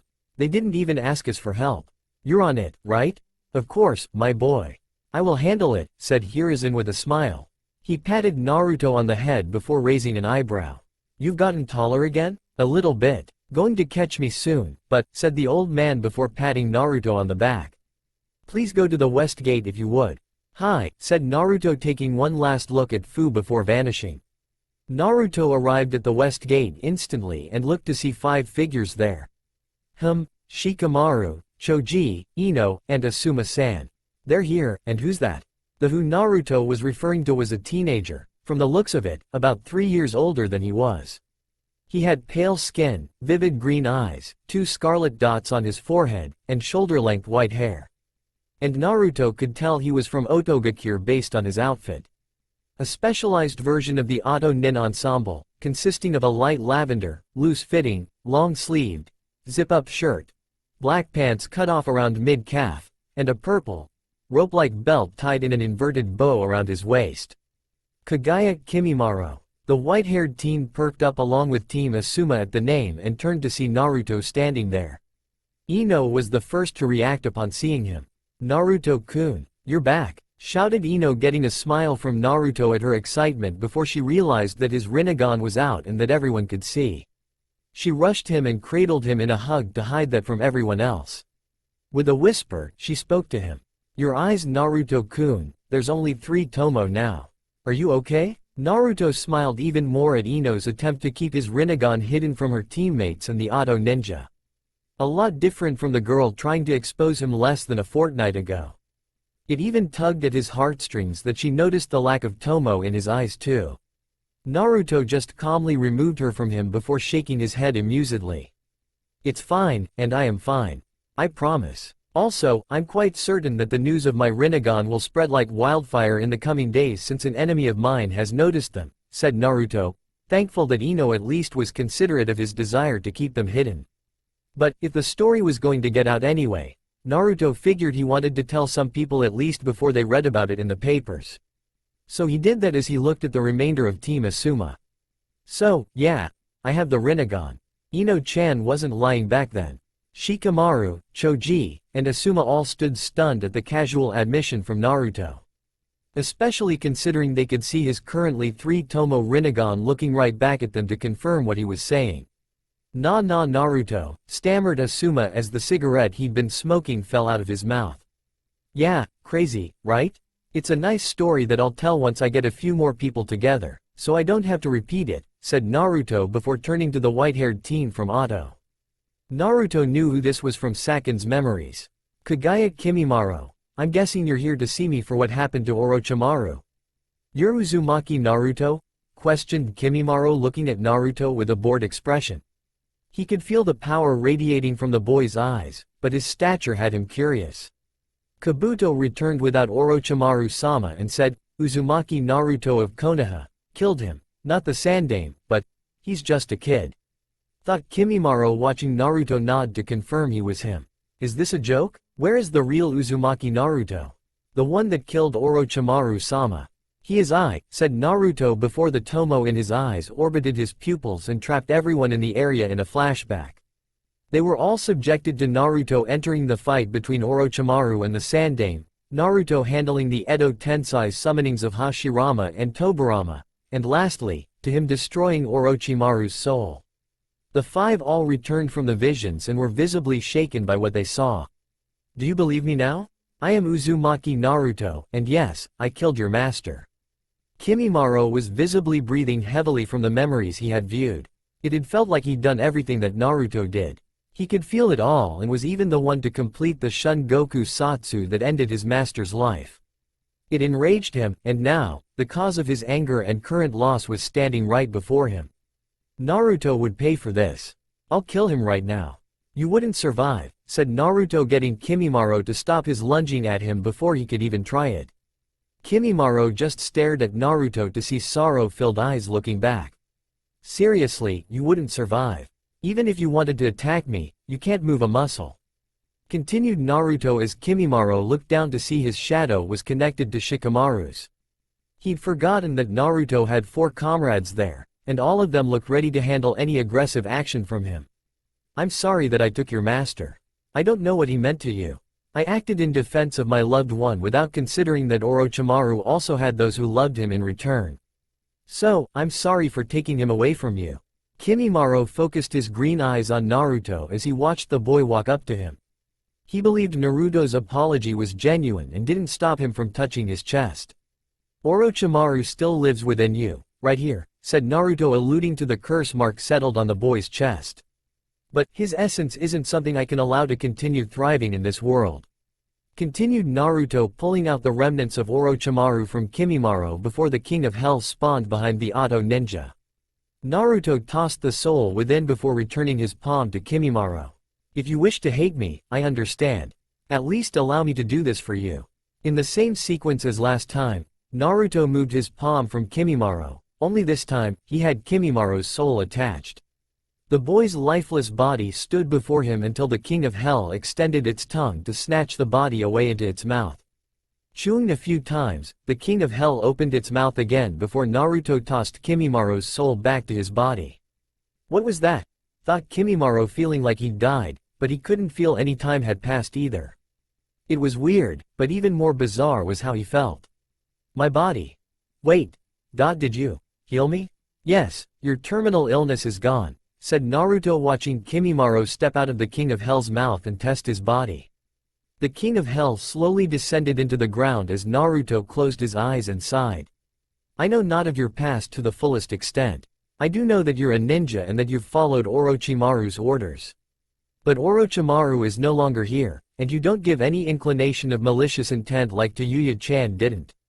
Otherwise, the King of Hell would have kept your body. Continued Naruto before simply turning away. If you still want to kill me, then find a better opportunity. But, I stole your master's life, so I figured the least I could do is allow you the chance to keep yours. Naruto-kun, said Ino, watching him begin to walk back to Konoha. Thank you, Asuma-san, Shika, Choji, and Ino-chan. I appreciate you all being here and worrying about me. It is no longer necessary, said Naruto, continuing his gait to Konoha. The team of 4 started following him, with Asuma keeping his eyes on Kimimaro's stagnant frame. I hope to see you again someday, Kimimaro. Hopefully, a more pleasant meeting. Naruto continued to Konoha as Asuma watched Kimimaro nod before turning away from Konoha and walking away slowly. Asuma could feel the two of them would meet again. I hope that doesn't come back to bite you on the ass, thought Asuma before fully turning to follow the 4 teens back home. His eyes were mainly on Naruto. And I hope you explain what happened to you soon too. You've got the Rinnegan. I thought that was just a fable Dad told to help me get to sleep. Since she knew, all of Team Asuma, sans Ino, watched Naruto and couldn't wait to hear his story. It was sure to be good. Naruto's home. In an instant, Naruto arrived home right in his bathroom after bidding Team Asuma adieu. Cranking the shower on, Naruto quickly stripped before stepping right on in. I need a new place. Water still runs cold, thought Naruto, scrubbing himself clean as quickly as possible. Honestly, he didn't even give the shower a chance to get to its lukewarm status like normal, but it wasn't steaming hot as it should be. And that needed to get rectified soon. A quick rinse after soaping up, Naruto turned the cold water off before drying off with a towel. His pajamas on, which consisted of his toad cap, toad shorts, and a white shirt, Naruto stepped out of his bathroom and plummeted on his bed unceremoniously. Oh, how he missed his bed. And oh, how he needed some sleep.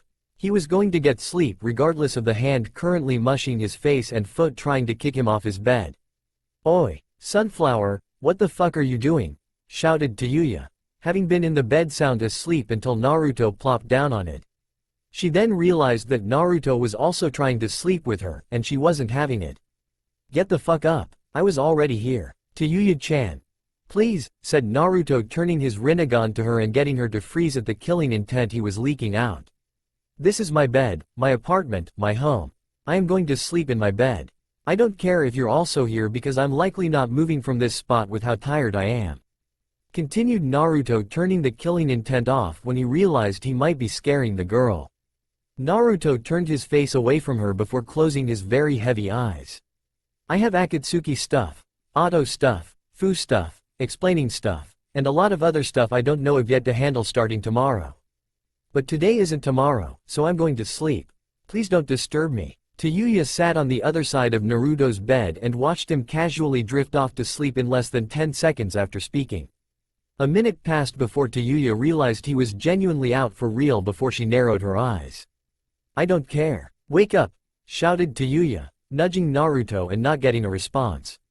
"Your bed ain't big enough for both of us. And I was here first. I'm not moving," continued Tayuya, flopping back down on the bed and stealing all the covers. She huffed and settled down before turning to see Naruto still had yet to move. "And who the fuck is Fu? Wake up, you stupid runt. I know you hear me. Wake the fuck up." Tayuya kid and would keep trying until she could push no more, but Naruto was out. And he wouldn't be waking up until morning came. Tomorrow would be such fun, but for today, Naruto would rest. He didn't need it. That's all for now. If you enjoy then please like, share and do comments.